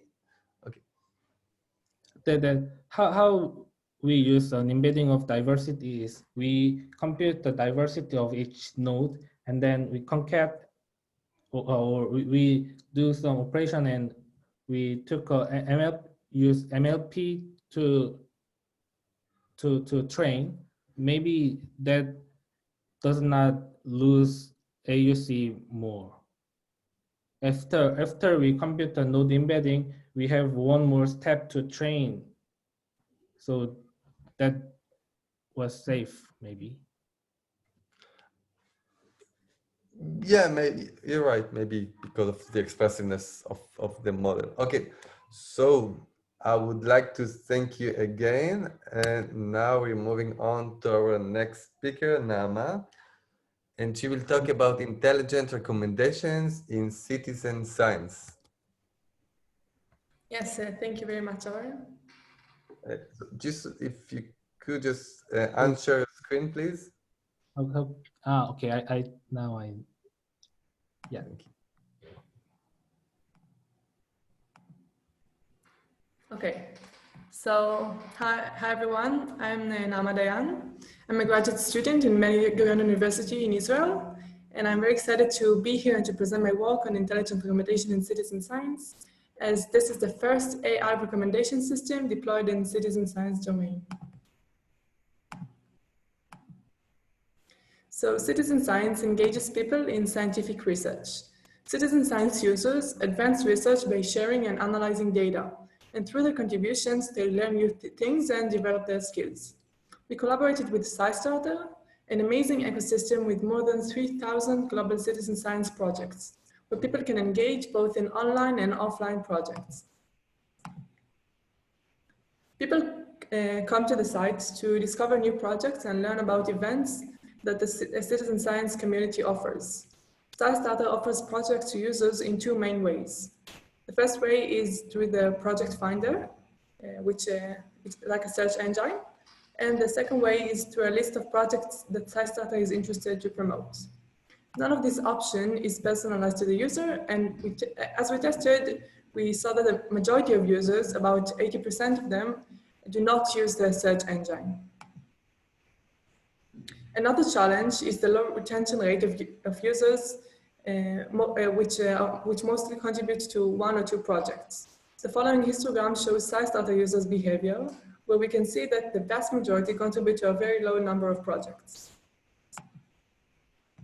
Our goal is to create a smart recommendation system so participants can easily discover the projects most suitable for them. We hypothesize that by using AI, we will be able to give intelligent recommendations to people. We are willing to test whether our recommendation system will result in better matches, increased engagement, improved contributions, and better data quality as compared to SciStarter's existing project finder tool. This is our GUI we built for the process, and I will now explain our methodology. So rather than ask people about their interests, we use the past interactions data in SciStarter to help the AI engine to recommend the best projects, where interactions include participations, contributions, and click they performed on SciStarter. Based on this data, we designed 4 different recommendations algorithms. The first algorithm is a naive baseline algorithm which recommends the most popular projects across all users. The second algorithm is a user-based collaborative filtering, which recommends project based on user similarity. It ranks a project more highly for a target user if a similar user to the target user have also contributed to the project. Another algorithm called item-based probability filtering recommends projects based on item similarity.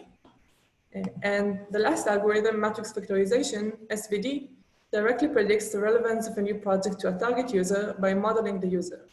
In this sense, it is different from the others, which were based only on defining a similarity measure. It estimates the relevance of a target project for a user by maintaining a user model and a project model that include hidden variables that can affect how users choose item. Redefining algorithm is in an online as well as offline experiments. The offline experiment included more than 6,000 users.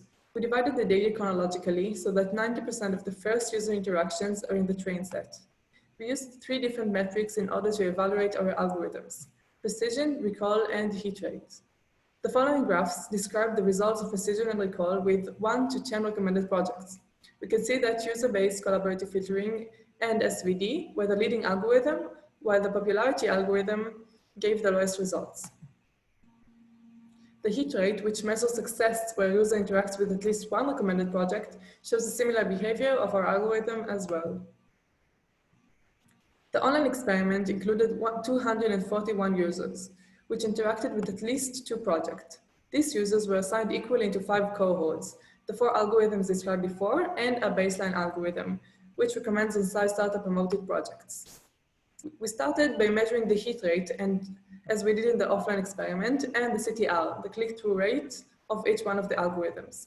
We can see that the user-based collaborative filtering, the popularity, and the SVD algorithms were the leading algorithms in both hit rate and CTR measures, and the baseline gave the lowest results. In order to evaluate the change in user behavior, we used additional metrics to compare between our algorithms. RecE, which is the number of clicks and or interactions with recommended projects, and no-rec, no-E, which is the number of clicks on a new unrecommended projects. We can see that SVD has the largest number of interactions with recommended projects and the lowest number of interactions with unrecommended projects, yet the baseline algorithms show exactly the opposite.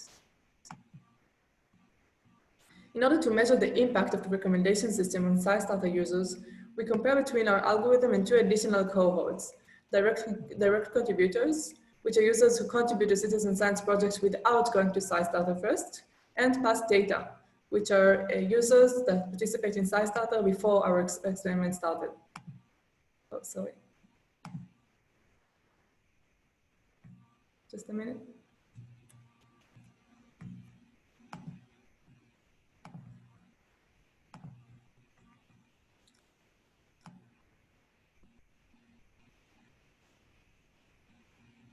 Okay, sorry.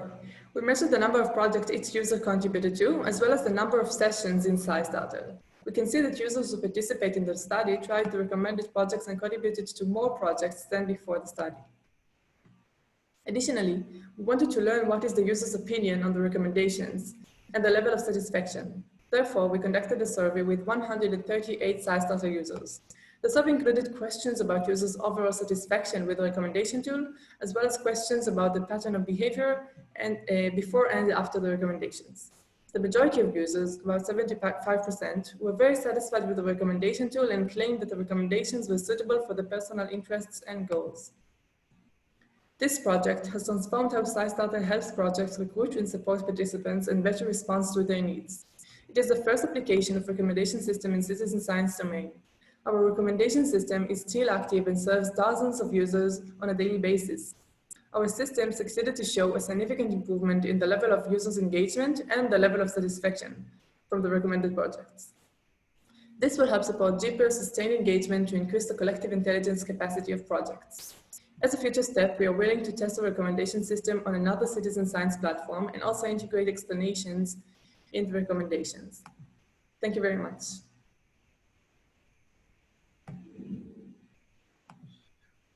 Thank you, Nama. So I would like to know if someone have any question.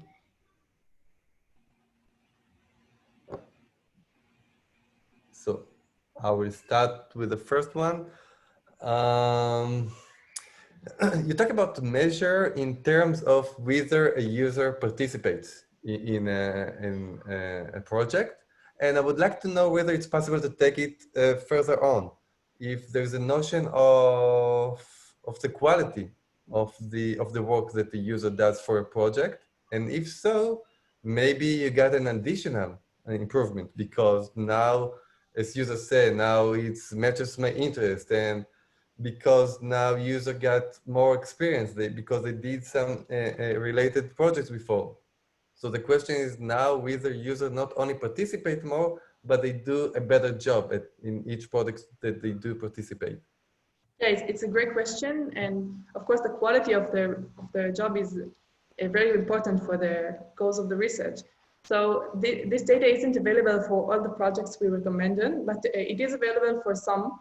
And this is actually another future step where we consider to check and test how the quality of users' participation increased by using the recommendation system, but we can test it only for some projects that this data is available in them. Okay, thank you. And we got another question. I will read it out loud. Is there a risk that your algorithm recommend popular projects to everyone and the long tail of project is not considered for recommendation? So actually we tested this and we said that the SVD algorithm actually recommends on less popular projects. If I rank all the projects, so SVD recommends on projects that are ranked later on the list. And actually this algorithm was the leading algorithm in the online results.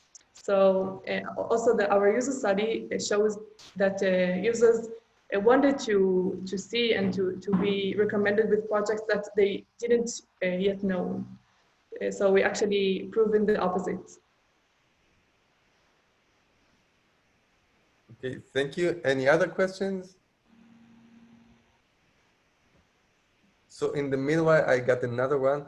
You measure precision, right? And it's like very user-centric. And I think in your case, it's maybe should be the other way around, right?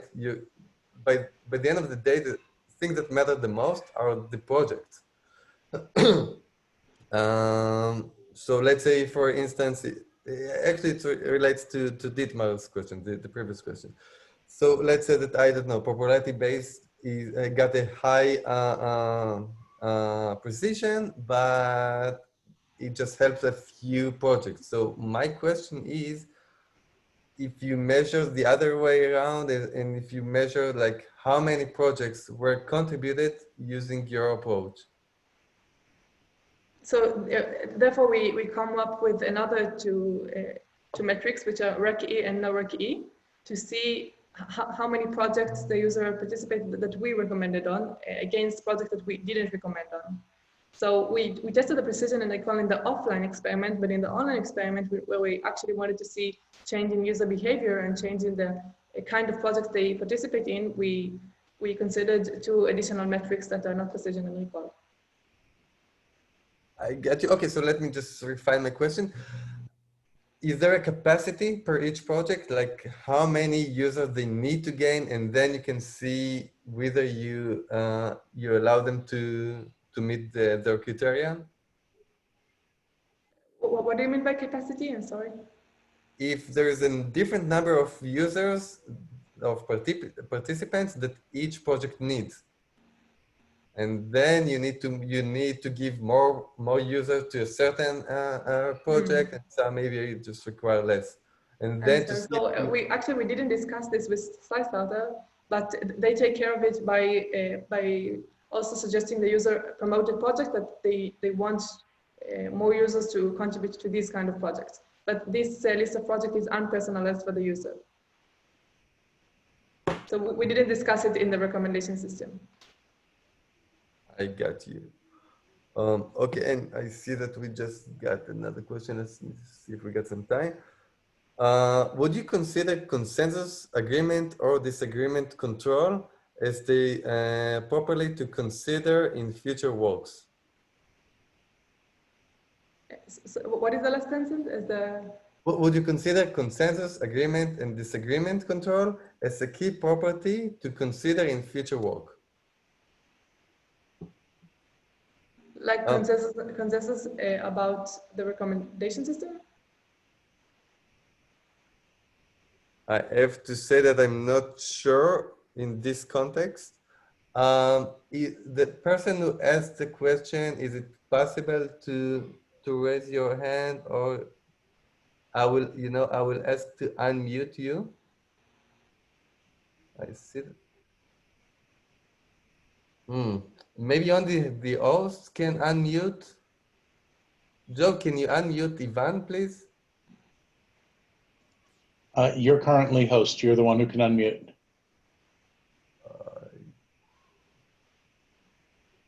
I got the button of ask to unmute. How can I unmute?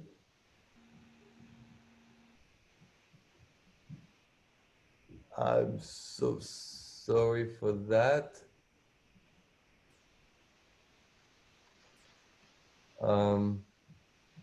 So as the host, I know how to mute everybody. I don't know how to give people the opportunity to speak. So I'm so sorry for that, and we ran out of time. So I suggest to take it offline, if you will.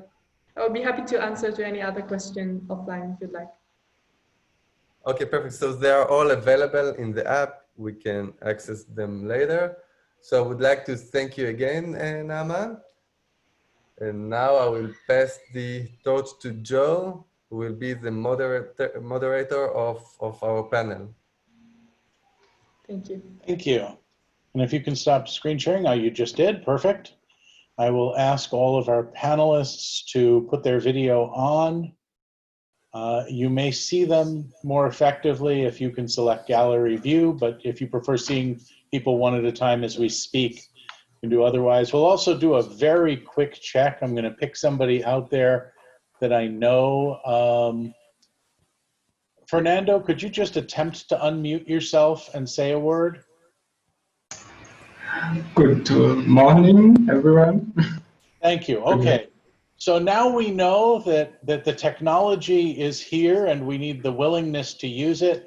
Let me just say a couple of words to introduce this panel, and then you're not here to hear from me, you're here to hear from our panelists. So as we were putting this workshop together and thinking about impact of recommender systems, what was very clear is that most of the interesting thoughts about impact come inherently from the people who apply recommender systems for applications, and in particular from businesses. And given that our goal in this workshop was to both provide ideas on how to better measure impact, how to better realize impact, but also spur researchers in moving to more effective ways to think about impact, we wanted to hear from some people who had diverse perspectives on what impact meant. So one key theme you will hear about is longer term impact, indirect and non-obvious measures of value. We all understand the idea that if you display an ad, you want people to click on it. If you display a product, you'd like people to buy it. If you put forward a piece of music or video, you would like people to watch it and enjoy watching it. What we're asking our panelists to do is to tell us about ways of measuring, ways of thinking about value that might go a little more deep, a little more indirect, perhaps even population-wide, as they think about the kinds of measurements that we may want to build our systems to think about optimizing. So we have 4 outstanding panelists.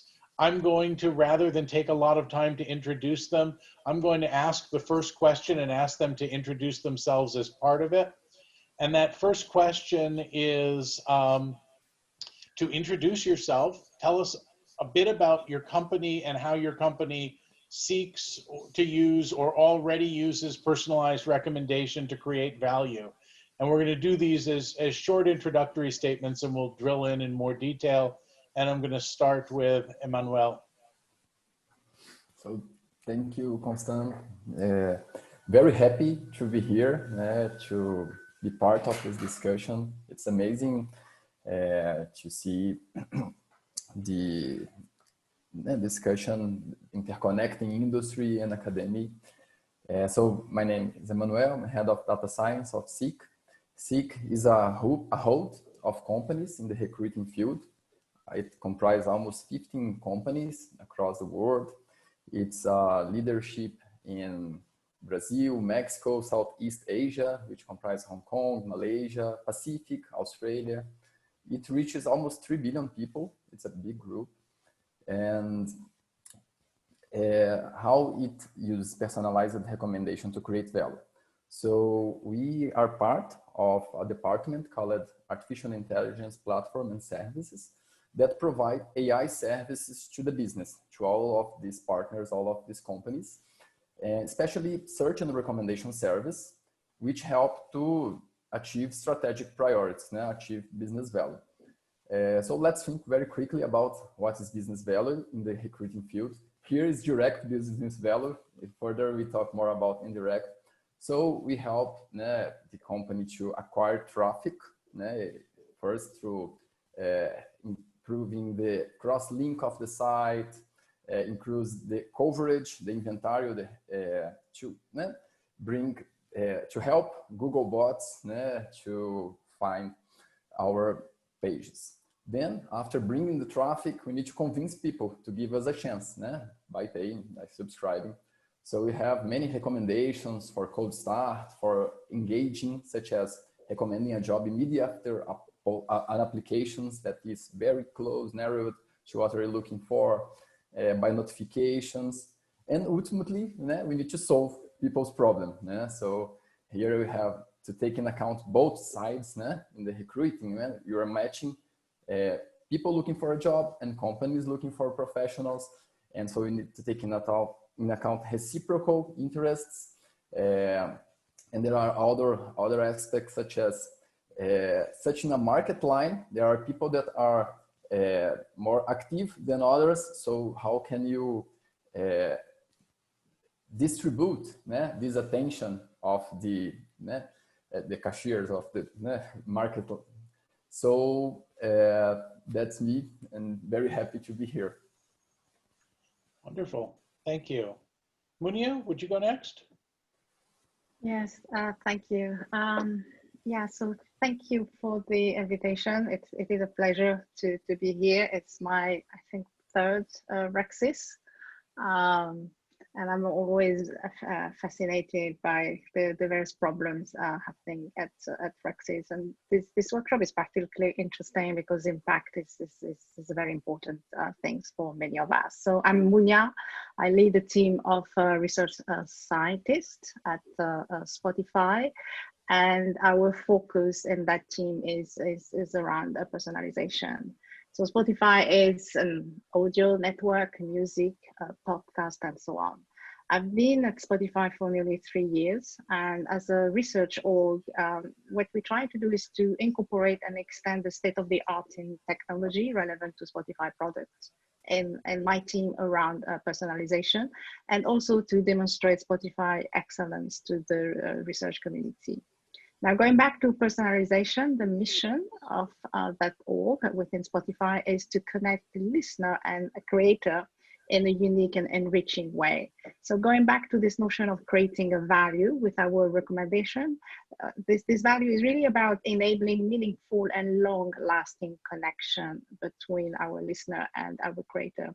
And we try to do that working in various research areas, starting from algorithmic bias, evaluation, methodology, language technology, of course, machine learning, recommendation, and search and user modeling. Now, going back from personalization to the mission of the company, although in our team, we are focusing on the listener side, I want to recall what is Spotify mission, which is really to unlock the potential of human creativity. I'm just reading the mission of the company because I could not express it better myself. And we want to do that by giving 1 million creative artists the opportunity to live off their art and billions of fans the opportunity to enjoy and be inspired by it. So this is the second side of on the other side of creating value. We want also to build personalization that are creating value for the creator to fulfill the mission of the company. And one important thing is to look at the interplay between satisfaction from the listener, but also kind of diversity, really having a platform for a lot of creators. And the way we do that and try to understand what it means to create value is via a mixture of engineering, product design, a lot of user research, data science, and we're contributing through tech research.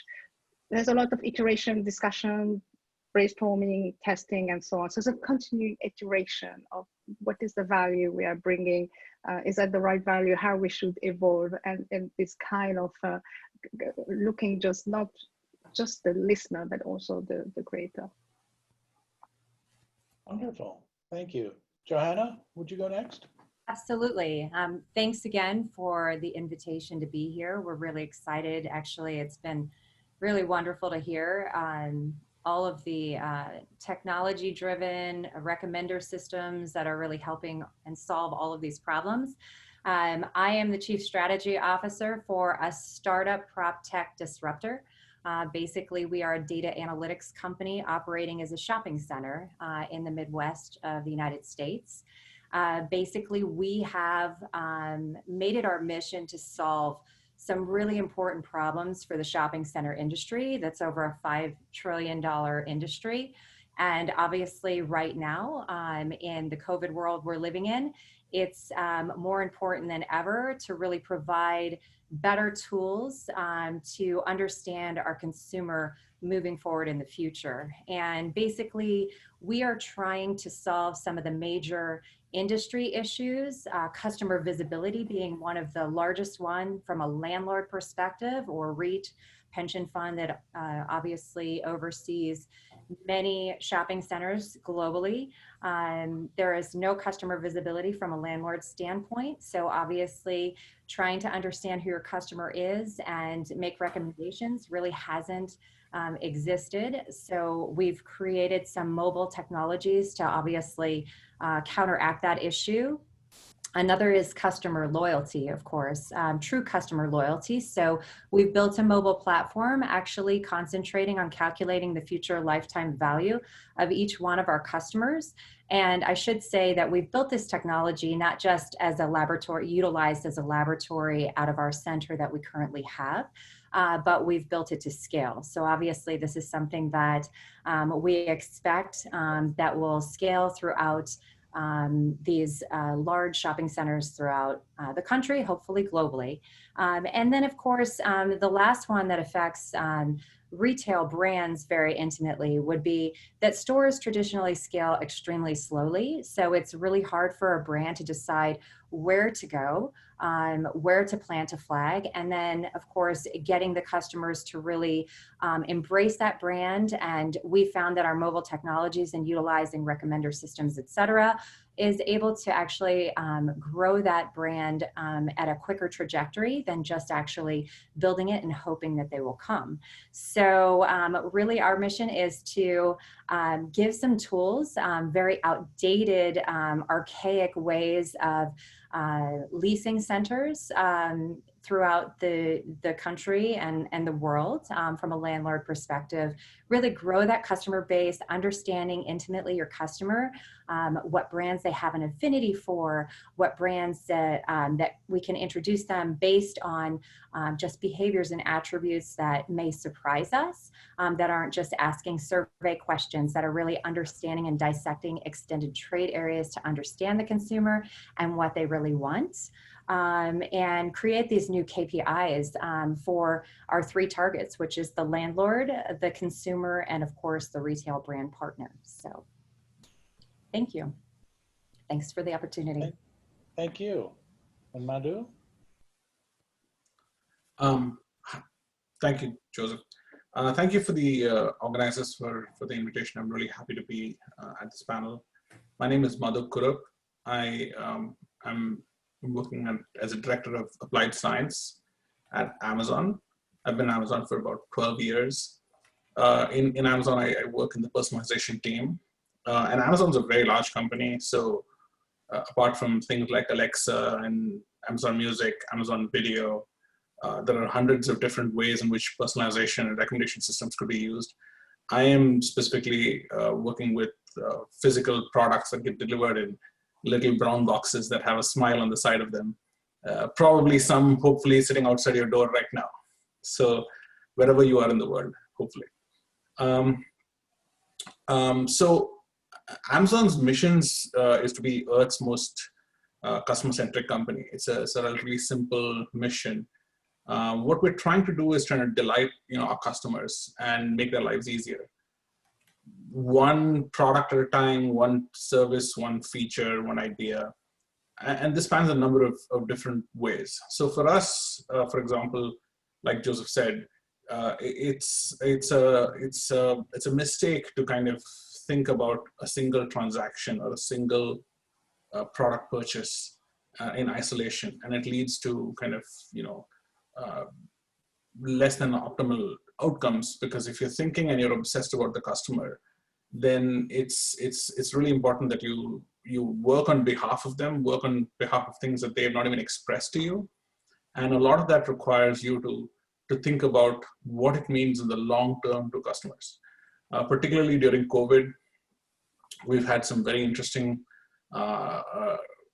customer discoveries and customer journeys. I don't know how many of you have gone on those, but I know I've started baking a lot more than before. And as customers discover these interests or these new things in their lives, I've done more gardening this year than I've ever done before.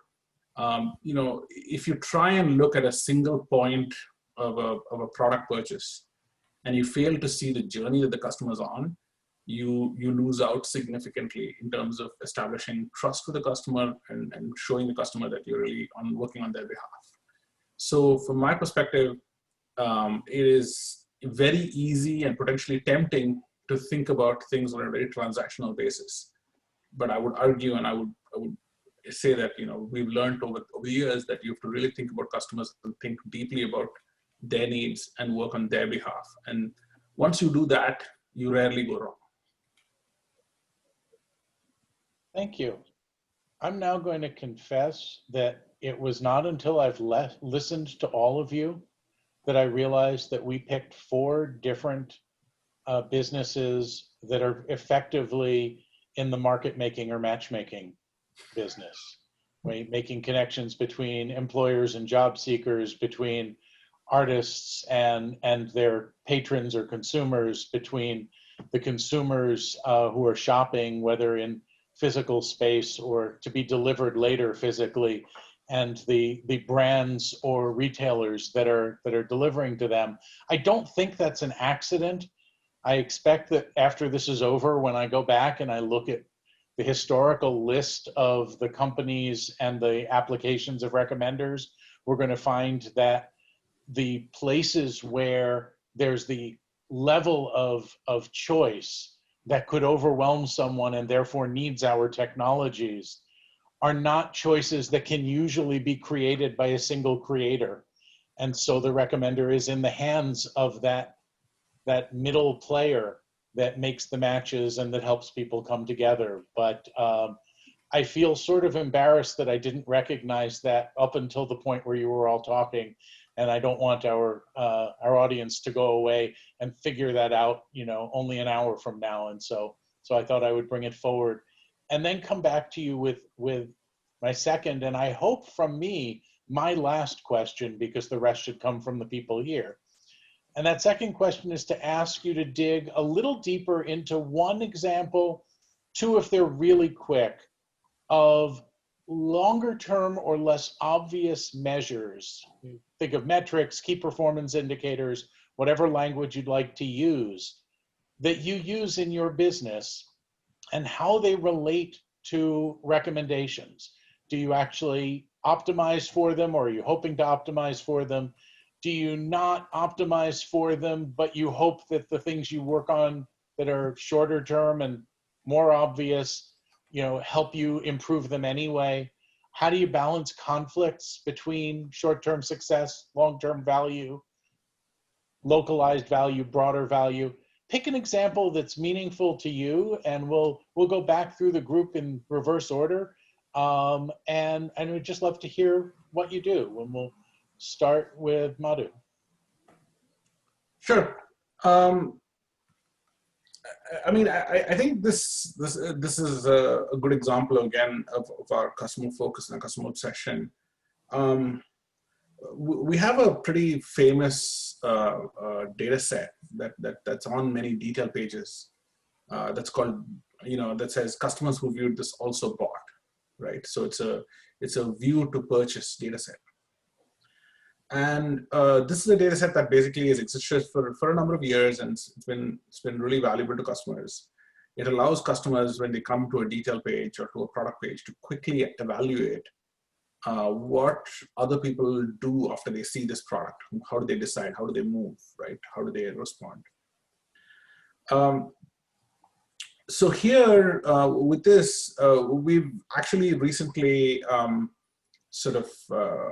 I wouldn't say recently, it's been some years, but the example I'm talking about is at the time we were trying to do this. We looked at this and we said that we could do a little bit better. And what we did was we took the data set and we said, can we analyze that by other dimensions? So can we take the data set and can we analyze it by, is it a bestseller? Is it top rated? Is it the lowest price? So those were three amongst many other dimensions that were considered. But those are the three dimensions that we actually launched with.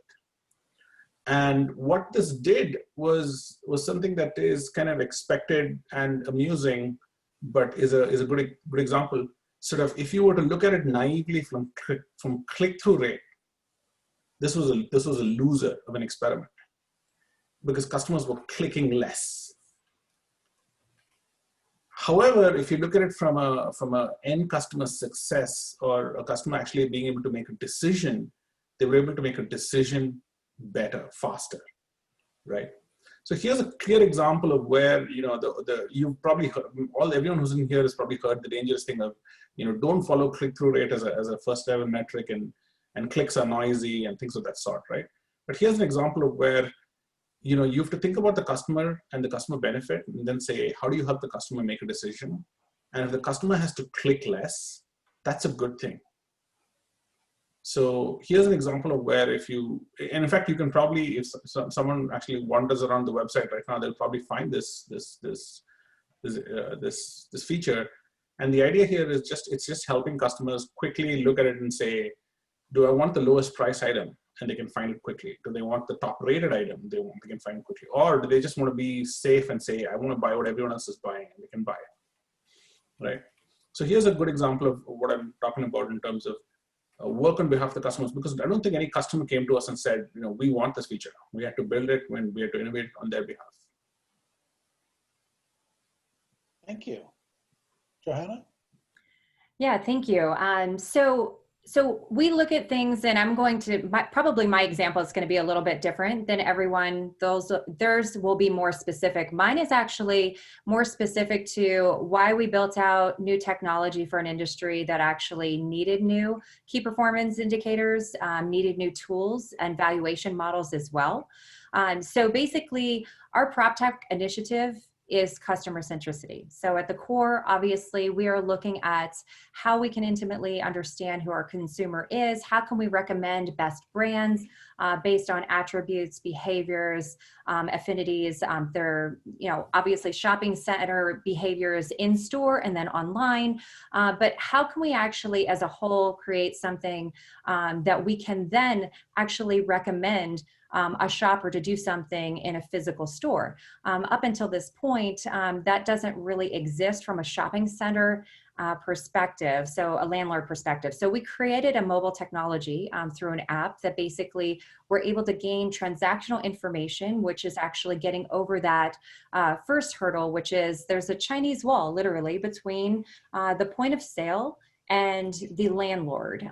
So the retailer point of sale and the landlord. So we, from a retailer or retailer perspective, doesn't want to share information about what's happening within their four walls.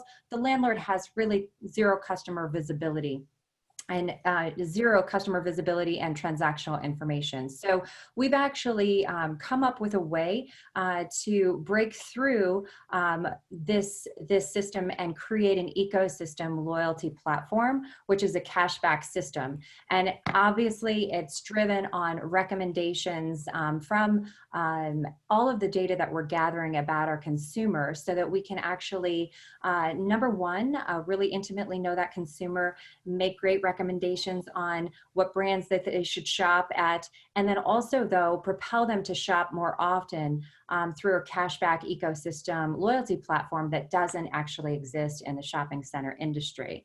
So we're trying to create these new valuation tools, not only from a landlord perspective, but also really be able to create more of a sticky customer, both online and offline, bridging the gap between the two. Up until now, really that hasn't existed. Brands are starting to identify how bifurcated their online and their offline channels were. And so we've created this technology really to be able to embrace the consumer holistically, understanding that they're going to shop sometimes in the store, sometimes online, and we're going to be able to visibly see everything that's happening. So through gaining transactional information directly through some of our fintech partnerships and driving this whole process through an app that we built that's completely 100% mobile centric, 100% frictionless for both the customer to use and the actual brand partner, we're able to see and identify everything that's happening with that consumer, both in our shopping center and outside of our shopping center, so that we can take that information and really gather information on how we can best recommend new brands that they may not have identified with, voids in the market from a landlord perspective that we can bring new brands into actually our market for the consumers that may already be shopping them online, and that we can really drive more engagement and sales, because we're valuing everything from a landlord perspective on sales per square foot, which is really outdated and archaic. We need to drive more sales and value our center higher. So the only way to really do that is understand our consumer intimately. So we've come up with this platform that's unique. It doesn't exist, patent pending, and very shortly be fully patented, to be able to really understand that consumer and recommend not only just brands, but specific products to drive people into the stores and keep coming back through that cashback redemption model. Thank you. Munia? Okay, thank you. So I decided to focus around the question about balancing conflict between short-term success and long-term value. And I want to transform this sentence, because balance and conflict, it's not negative. And I think in the context of at Spotify, we don't view it this way. It is not a conflict.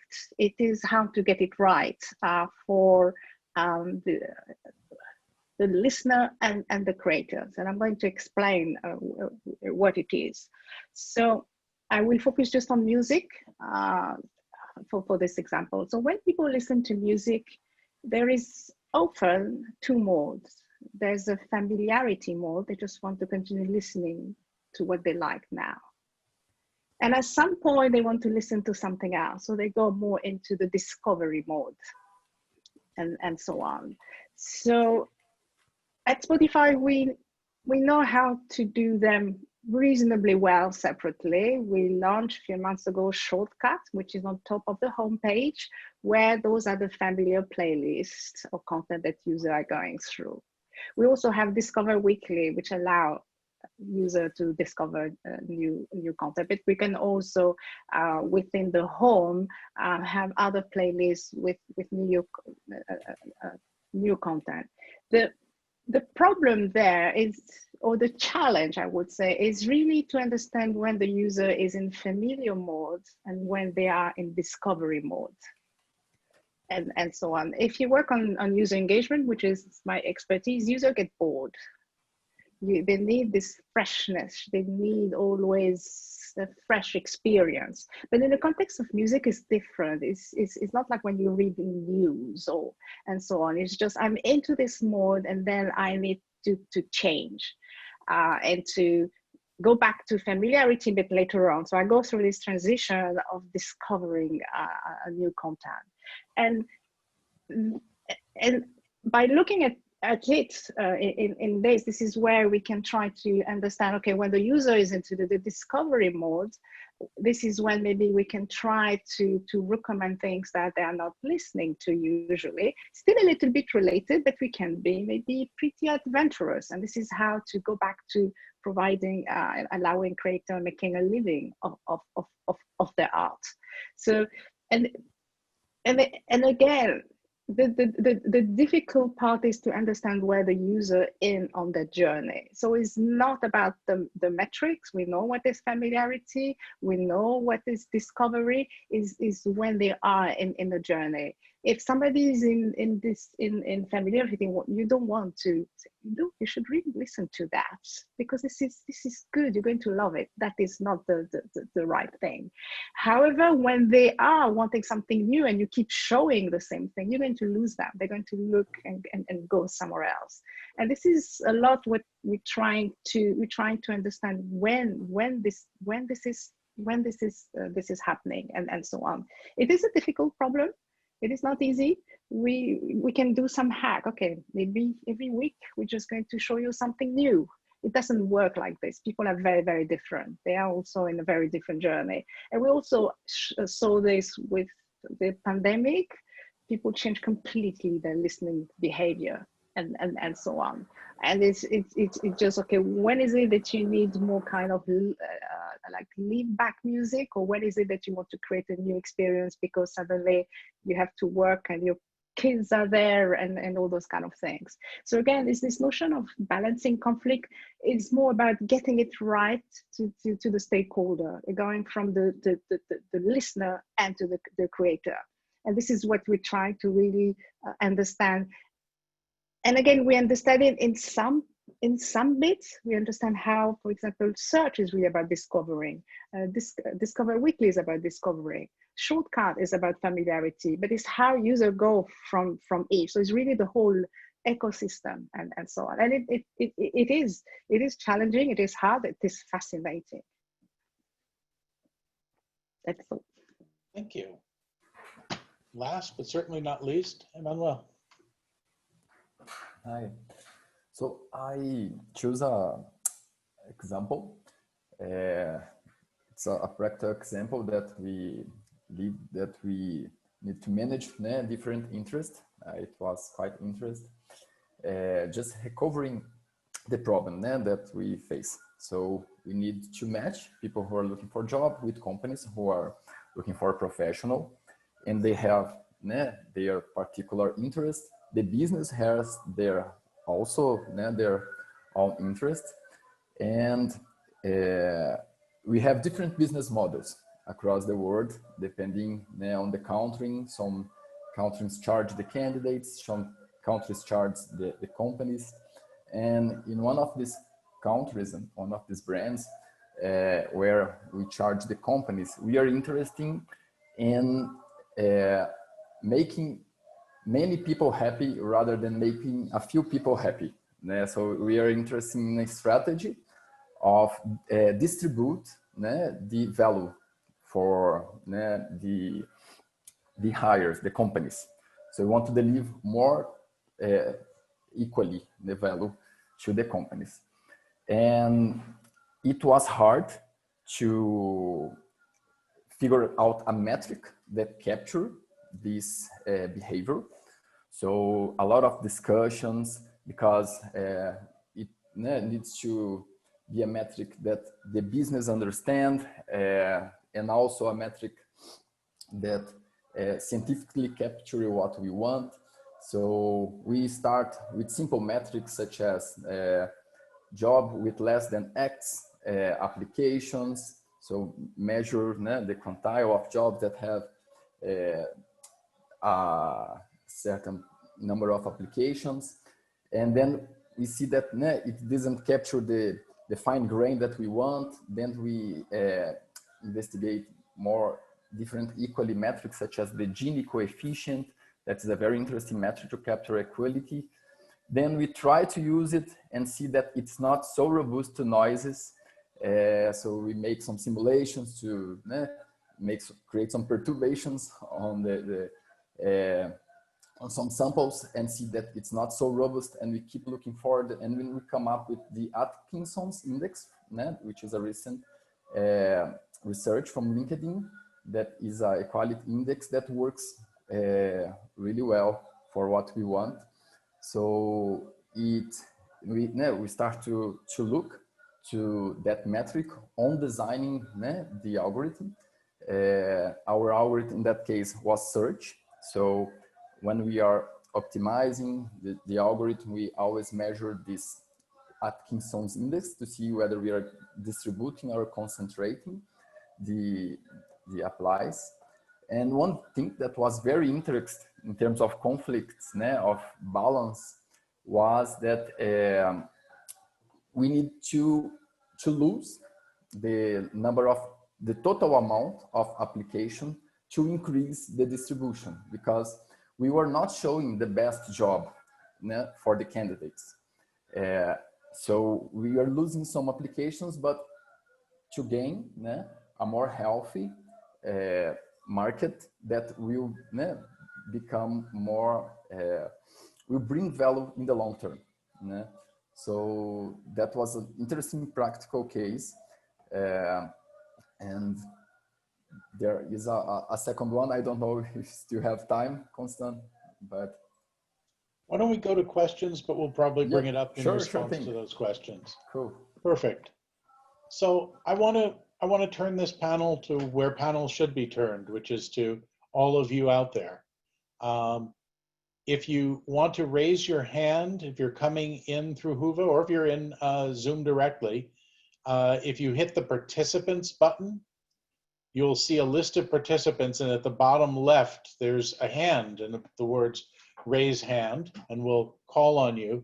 If people are having trouble raising their hand, I'll invite you to just unmute for a second, say you have a question, and we would love to have you ask those questions. And while that's going on, I will check to see if there are questions that have come in.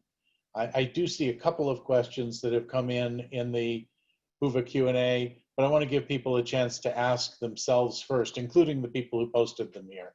So let's give people just a second to get their hands and voices together.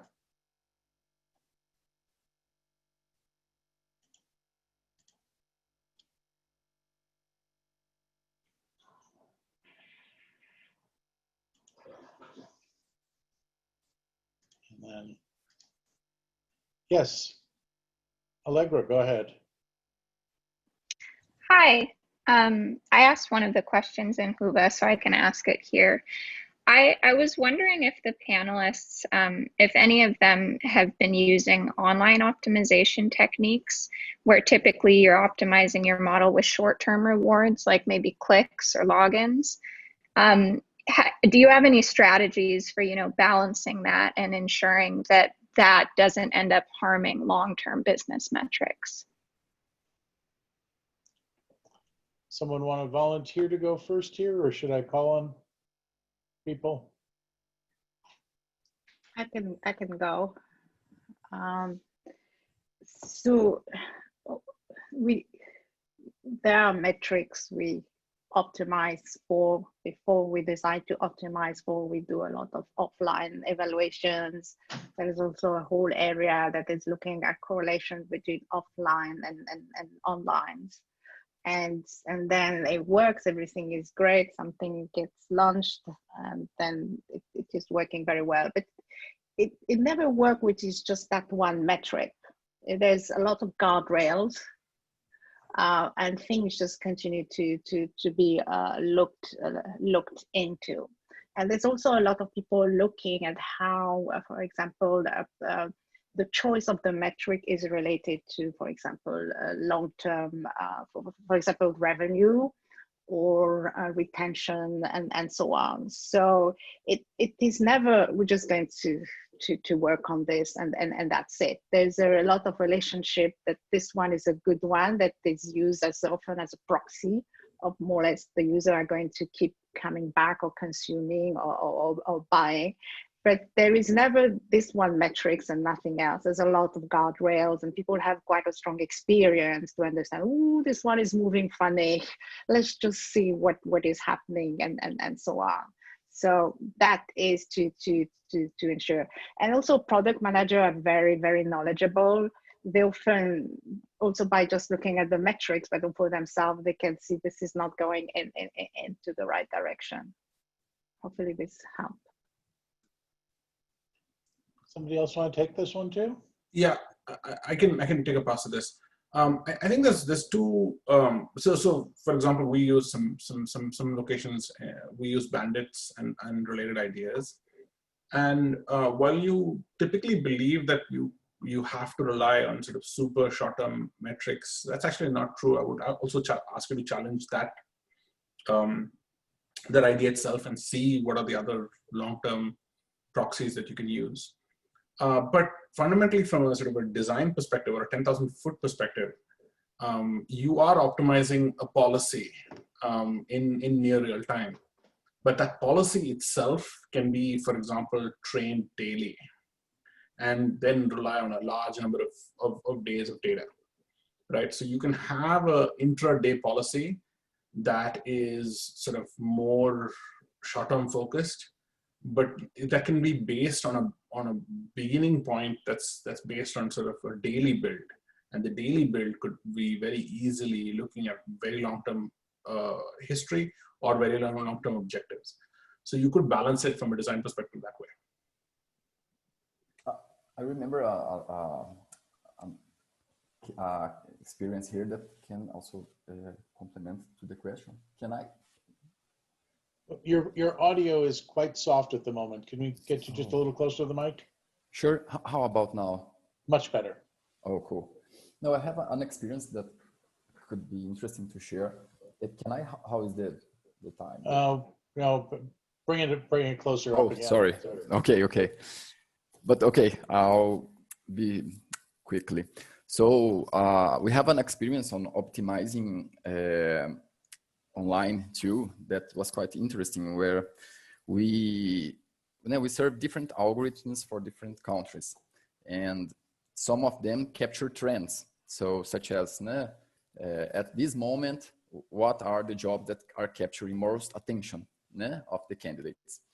And we saw that this was concentrating the applies in just a few jobs, and not necessarily these jobs have a active hire beyond them. So one interesting topic is to optimize a step beyond, not stop on the immediate goal, but to, for instance, optimize a qualified application, that is an application that will bring back a positive feedback from the hire. Try to look a step beyond on defining the goal of the bandit or the real-time algorithm. Oh, thank you. Why don't we switch to another question? I see one that's nice and broad here. Shang Fan, I saw you had asked a question about customer behavior. Are you willing to unmute and ask it yourself?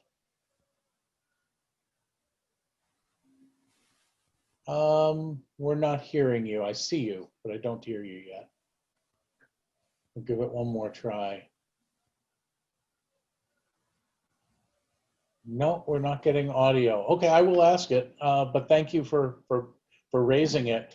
The question is what has been the impact of the pandemic on customer behavior in your area of business? Since of course customer behavior ties in remarkably closely into the types of things that we might want to affect with the impact of recommendations, of personalization. Johanna, do you want to start? We'll start sort of in the very face-to-face and hear a couple of responses in other spaces. Yeah, I'd love to. Thanks for the question. So we've seen a dramatic change. Obviously, February came and we actually were seeing that shopping behavior was extremely strong in January and February, which are the two quietest months, obviously, for the shopping center retail industry. But we actually, as soon as March came, and obviously we have 80 national and global brands at our shopping center. That's our laboratory that we utilize to learn about our customer. And so as we started seeing what was happening globally, and then these brands obviously closing their door, we knew instantly that we were going to have a very different environment moving forward than we saw in February. So the day that our brands started closing, March 16th, we started writing a blueprint to reopening in a new kind of COVID environment. And so basically what we did, our team, Rod Yates, our owner, and our team from Just Data, we created a new blueprint because we hadn't seen any landlords do it. We hadn't seen retail brands start to actually draft anything what this new shopping environment was going to be like. So obviously we're talking about basic social distancing, how we were going to get people in and out of stores, point of sale, keep people safe, keep associates safe, get our doors back open. We actually were the first shopping mall in the United States to reopen fully, and we started that process, and we actually helped our retail brand partners who did then use our blueprint to actually build on our blueprint and reopen their brands globally. So we knew that it was going to be different for the customer, affect their behavior. But what we've seen is that people's desire to physically go out there in the environment and be social, shop, physically touch, feel, even if they can't try on product, the desire was there, especially for being closed for a short period of time, a much shorter period of time than most globally. So we knew that the customer environment had changed. Some people weren't going to be most willing to come out and shop, and others were. So it reiterated what we were doing from a mobile standpoint in making sure that we were actually making this mobile application frictionless, that if they did want to come into the environment, they could do so with less touch points. From a physical standpoint, we also knew that we needed to start communicating on a different way through every single channel. And so our view holistically of our customer was just actually, very positive, because we already had that view, and we knew that we were going to actually reach those customers on very different channels and get them to draw them back into the shopping environment when they were comfortable. So we've seen a very dramatic change with actually the consumer behavior, but we're very bullish on where we've come from a shopping environment as far as sales. And I'll just say really quickly, in the interest of time, we went from May 1 reopening and gradually reopening all of our brands by the end of May. We were at 20% over last year's sales in May. By June, we were at 100% of sales of the previous year, and of July we were 20% over our last year's sales. So we can see the increase in trajectory of the people who were coming out. Obviously our traffic was down about 20%, but the increase that was coming out were spending more, and they were more apt to not just look at things, they were apt to actually go out and be very purposeful on purchasing. So that's what we've seen from a mall environment. Someone else want to jump in? I can say a little bit what happened at Spotify. It was quite a big change in listening behavior. It was quite funny to look at dashboard every time a country was going to lockdown, it was just going down because suddenly it's a complete change of what life is about. And then we could see, okay, it was going back again in terms of consumption, but it was a different type of consumption. So for example, in the US, a lot of people will use Spotify on their drive when they're driving to work. And of course, this didn't happen. So we had like playlists, like the daily drive that is specific to this and so on. But at the same time, people were starting to listen to, maybe not surprisingly, more classical music, meditation music, yoga, and this kind of things. So what we did, not us, like editor and so on, they create like a wellness kind of playlist and so on. And also what happened is the consumption of music is very different during the day. Because you're just at home much more and so on. So it's a question. It was just extraordinary to see every lockdown. Whoops, it went down, and then when it came back, and then we're trying to really adjust. People do find comfort in music, in podcasts, and we just try to provide this. So consumption at the end kind of increase in when it recovers, but there was a shift in what get consumed and so on. So it was actually fascinating.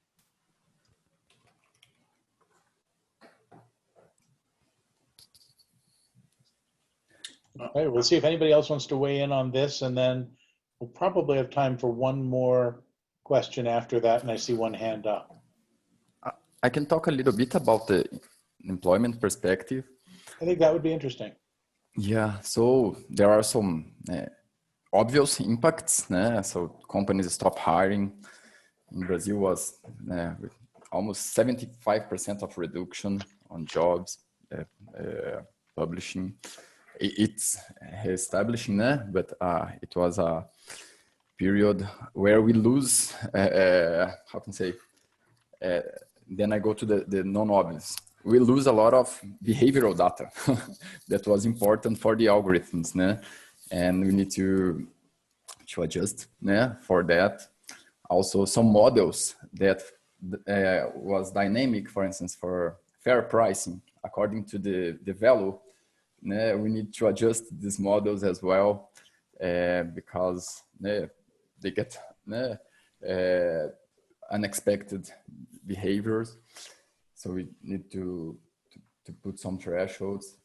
There are more obvious impacts, such as the technology, health, food, and transport and growth, remote work growth, the unemployed rate growth, and generate more people looking for jobs, so increase SEO. So we have hires with usually publish a job and wait for people to apply. They start using more CV search rather than relying on recommendations on applications directly. So now things are getting back to normal, but was a period of lots of surprise. Wonderful. Why don't I ask Kun, who's got a hand up, if you're able to unmute and ask your question. Yes, now I'm unmuted. Could you hear me? Perfectly. Great. So thank you so much for all the panelists, because I think this brings in some industry insights on your evaluation and your products. I think it's very helpful for me. And my question is back to the topic of this panel, the long-term and indirect impact of recommender system.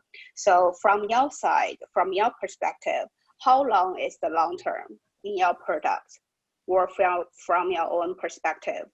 I think, like, for example, take music as an example, whether the next song is the song that I like, or the songs in next session are the songs I like. This can be considered as short term. The longer term speaking, as far as I know, there are some researchers like trying to detect the influence of song on some like human beings users for multiple years. Like there are some like researchers working on this. So I'm just wondering, like for you guys coming from the industry doing real products, are you having like very long-term evaluation in your system? So yeah, that's my question.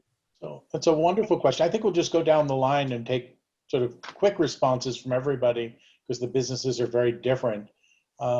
Madhu, what's the long term?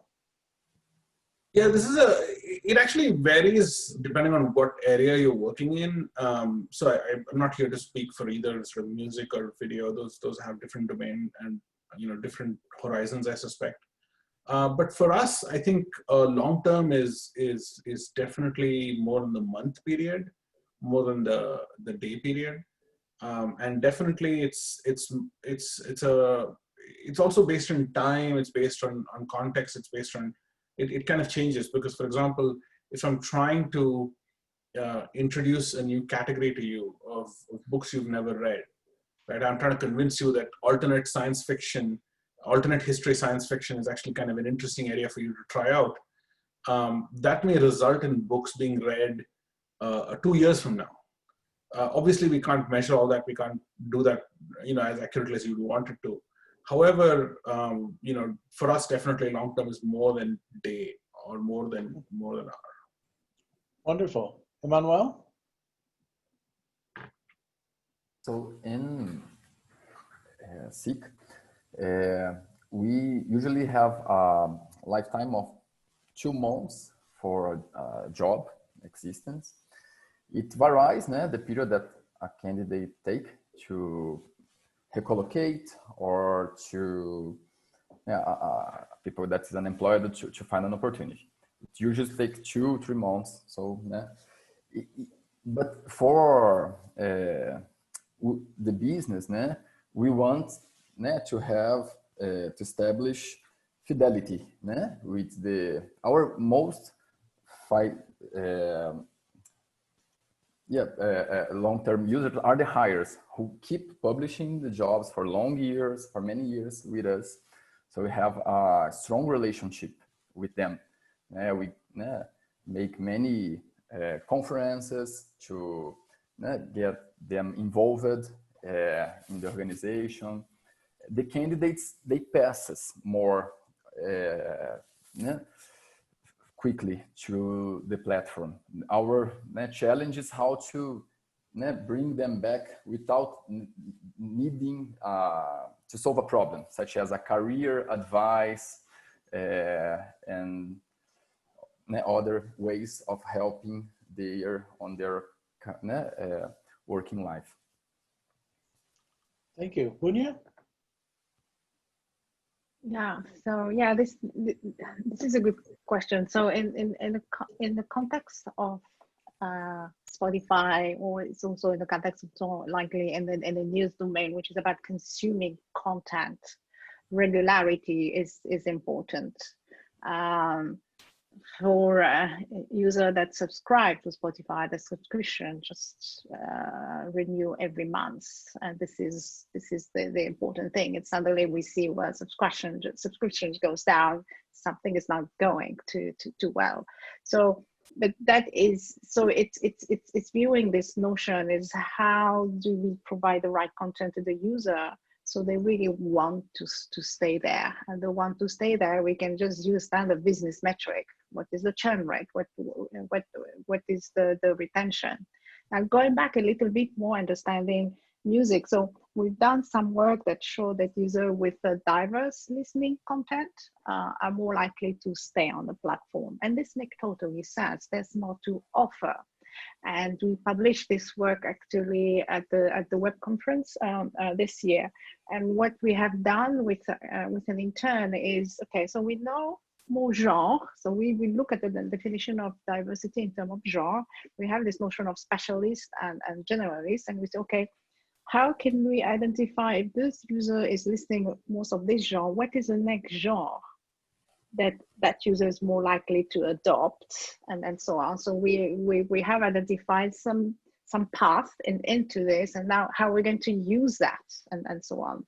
Because we know that if they increase their listening in terms of genre, they're more likely. So this is what we try to do, to again understand that the more content you consume, or the more, not necessarily in amount, but maybe in diversity, the more likely you're going to stay. So it's always asking, oh, what is going to be good for you next? And this is some of the work we're just finishing this both papers. So hopefully it will come out and get accepted. But we'll see. Wonderful. And the last word on this question, Johanna, how long's the long term for you? So, we have two goals. The short term is really like everyone else. We want to get a consumer from couch to store. The long term is we're very unique because we're not one brand that we're actually looking for a consumer to love and to, be loyal to.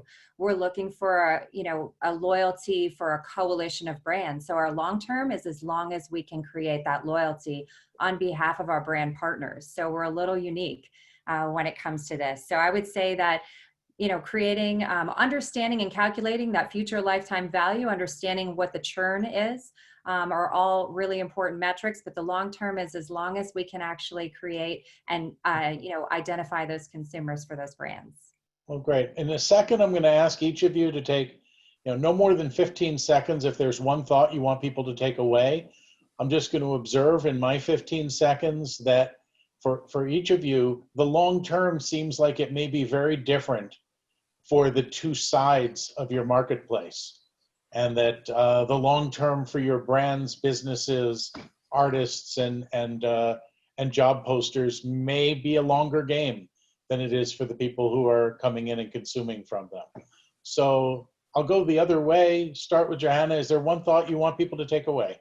No, I just think it's really important to understand your customer in 2020 and beyond. And if you don't, you have some real challenges ahead. So I think it's not unique to this panel here. No, thank you. Punya. In the context of Spotify, in the context of music, it's about making user happy, because music makes people, well, sad but happy in a way, and it's trying to understand what does it mean happiness one and now, and what it means happiness later. Thank you. Emmanuel? Yeah, in the perspective of employment, I think that there are a lot of things to do.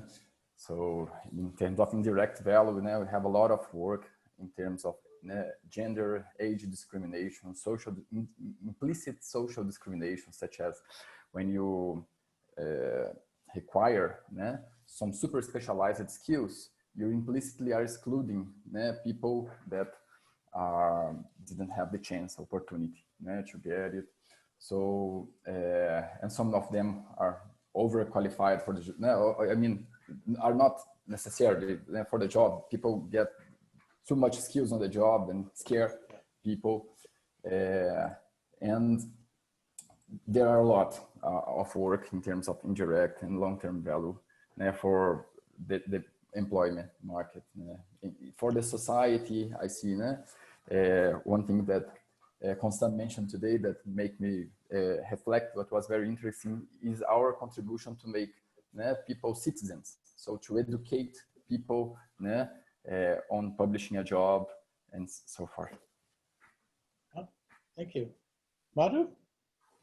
Yeah, I think both the panel conversation and other things lead me to in this day and age, in this time frame, I think if you can start thinking about what the customer actually wants and continuously keep yourself oriented there, you will end up being in a good place. And what's increasingly also apparent to me this year more than any other is we all rely kind of on our own connections and networks and things that we build through a very difficult time during COVID. So my high-level feedback would be or my high-level point from this thing is, it's been interesting to meet people and stay connected. I think it's more valuable today from a COVID perspective than ever before. So thank you to the panel, thank you to the organizers, and there's this anchor on television in the United States who says, stay safe and take care of each other, right?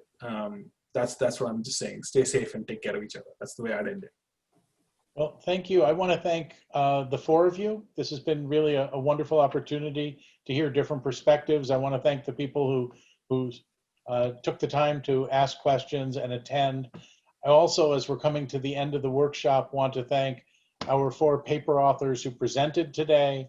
Yes, absolutely. Hit that, hit the applause button on your screen. I want to thank Barry this morning for a wonderful opening keynote, and my co-organizers, Dietmar, Oren, if you would turn your video on and accept people's gratitude. Organizing this event with you was really quite a pleasure, especially because you did all the hard work, and I got to go and chat with these wonderful people. And thank you, everyone. If you're coming back for later day workshops or tutorials later today, tomorrow, enjoy them and the rest of the conference. And as Madhu said, you know, stay safe and keep other people safe with you. Have a good day. Thank you very much. Thank you.